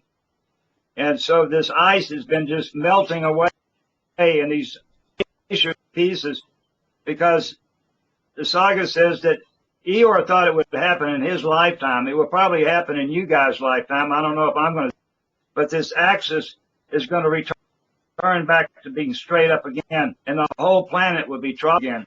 So this melting of the ice is something that the sun is creating so we can go back to what we call the paradise time. And, you know, in Jock's language, you have palm gram, palm this, and palm that. There's palm trees in Sweden. These are actually names from paradise. These are ancient names, millions of years old, that have the word palm in a land where there is no palm. So, you know, Yeah. in the future, in the very near future, the Earth is going to go in tropical banana, papaya, coconut, where So it's chocolate not is up there. it's not a negative thing where we need to have these Extinction Rebellion cults and the institution of global carbon taxes by the world elites, eh? We're going to Biggest lose a money few business. species. But that's We're a gonna natural lose the polar recycling. bear. Yeah. Yes, it's a return to paradise, which many places talk about. We're going to return to the paradise.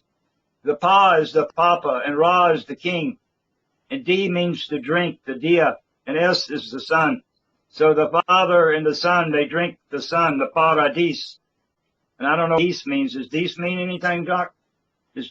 These, I'm thinking by, you know, the D size, the DS, the D, the sun is the same as you said, right? Paradise. Yeah. The pair, Because you have par it. is pair. Oh, pair of Yeah. dice in the game of in the games, right? The rune stones. Yeah. Yeah, you should really look up those runestones.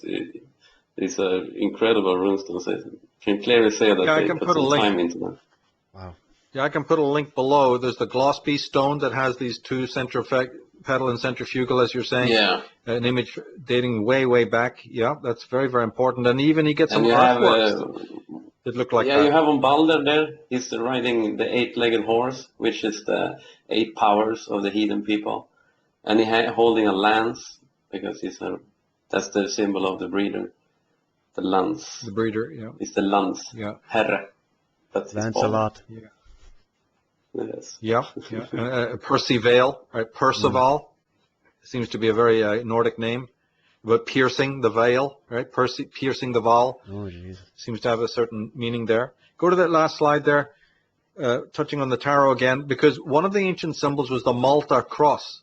Now, the emperor is holding the Malta cross and the circle. So the ring, it's a multiple symbol. The staff and the ring, it looks like a cross. Christians will just think he's holding the cross. No, the ring is the ring lands, right? And then the cross above is not the Christian cross, but the Malta cross, which originates in amongst the Asa, the Bock Saga. So here, and often in other cards of the emperor, you see the mountains in the background. You know, you see the high place, the high king. And then ace in the deck, ace in the pack, as also as well. So the playing cards preserve the top card, the 4 aces. Where the hell could that come from except from this saga? Exactly. So again, it opens our eyes, doesn't it? And Yake, we're going to have you back, and Jim to systematically decode the symbols you've been sending me. That's sorry we even had to leave that because that demands a whole program on its own. We're coming up on the hour. That's just an interesting symbol. You see, this Thor symbol, the T. It's a T. You know, it's the Allfather standing with his arms stretched out on top of the planet there. You see, he's on top of the world. You know, giving the tour. Yeah. Well, gentlemen, we definitely have to have you back. I'm we're probably going to have to wrap this up just because I've got a crazy storm going on outside, and the lights are flickering a little bit in here, so I'm concerned we're going to lose our signal. But I must say that I'm absolutely gobsmacked by this episode. I have to go back and watch it. I'm going to be reading the book. It's just absolutely incredible when you put all of this together, and having the three of you talking about this.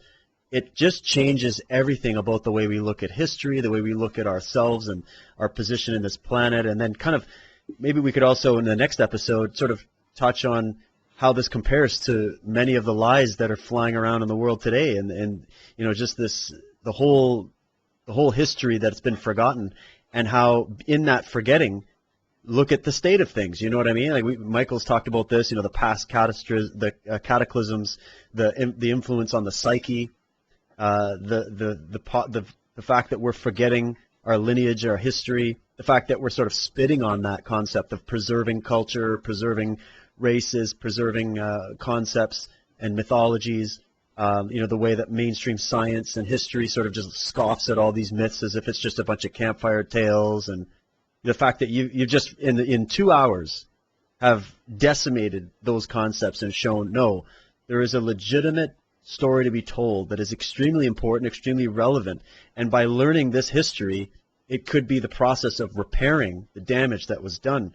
As Michael's pointed out endlessly in his work, you know, this idea of the age of revealing, the idea that the truth will be coming forward, and you know, tracking all of this, and then just seeing you two gentlemen come in and add so much depth. I got to say, I feel a very strong positive vibration just in my body while I'm listening to you talk. I resonate highly with it, and it's just as if it's hearkening back to a lost memory or something. And I really appreciate it, and I look forward to getting into your work more and having you guys back for sure. Sounds really good, David. Sounds really good. Yeah. Well, it has a we positive look effect forward- on the wheeler too. It has a really positive effect knowing this. You know, this has given me, you know, no, I was really into this, you know, like you're stuttering around, but now you have like a real firm ground to, and a good lens to, and you don't need like a book all the time. You can just go around and use your own head, you know. It's in the DNA. That's the most positive. Yeah, it's the image. You can just go around thinking about words, deconstruct this and that. You don't need a computer or anything. It's kind of, yeah, it's settling. Incredible. Yeah, and it's a very right-brained as well, isn't it? It's very something you can put into your art as well. It's quite right-brained as well. It's not just an intellectual process, I think. No. I mean, the plan. Yes, go ahead. The plan for the planet. Et means one and plan means plan. So when Frey got this, we'll go in maybe another time how Frey got this alphabet. But inside Jock's language is the plan how we can all live as one in peace with each other in this whole ball. Because in the paradise time, it was a complete peace. And it's the whole, if you have his language in your brain and you really understand it, everything we need to know about how to put this planet back together again, it's inside that sound system. It's the language of peace. Beautiful. Yeah. Yeah. Om Namah Shivaya. Jim, thank you so Om much. Namah Shivaya. Thank you guys so much. Thank you. I got Thank you, goosebumps. You left me with goosebumps. This is amazing. I'm sure our members are going to just talk about this endlessly. This is one of the best episodes we've done, and we do some pretty badass episodes here on Unslaved, and we got more coming. So thanks to all of our members for making this possible, preserving this sacred archive of knowledge that we're just scratching the surface, as Michael was pointing out. This is just the tip. This is just an intro. So we got lots more to explore. I wish both of you gentlemen the best, and feel free to keep in contact. And we will be in touch soon to have you guys back for part 2.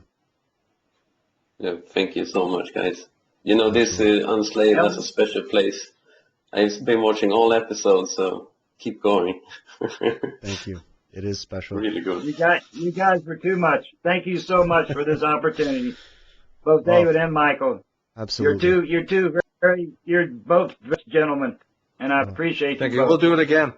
Listen, Absolutely. it's mutual. Very inspired by your work and all your life's work on this. I can't thank you enough. Oh, you guys are going to make me cry. I got to get off the air. I'll cry like a man. Don't worry. Anyways, thanks, you guys. Thanks to our members, and we will definitely have you guys back. We'll catch everybody back here again next week for another edition of Unslaved. All the best to you. Cheers. Bye.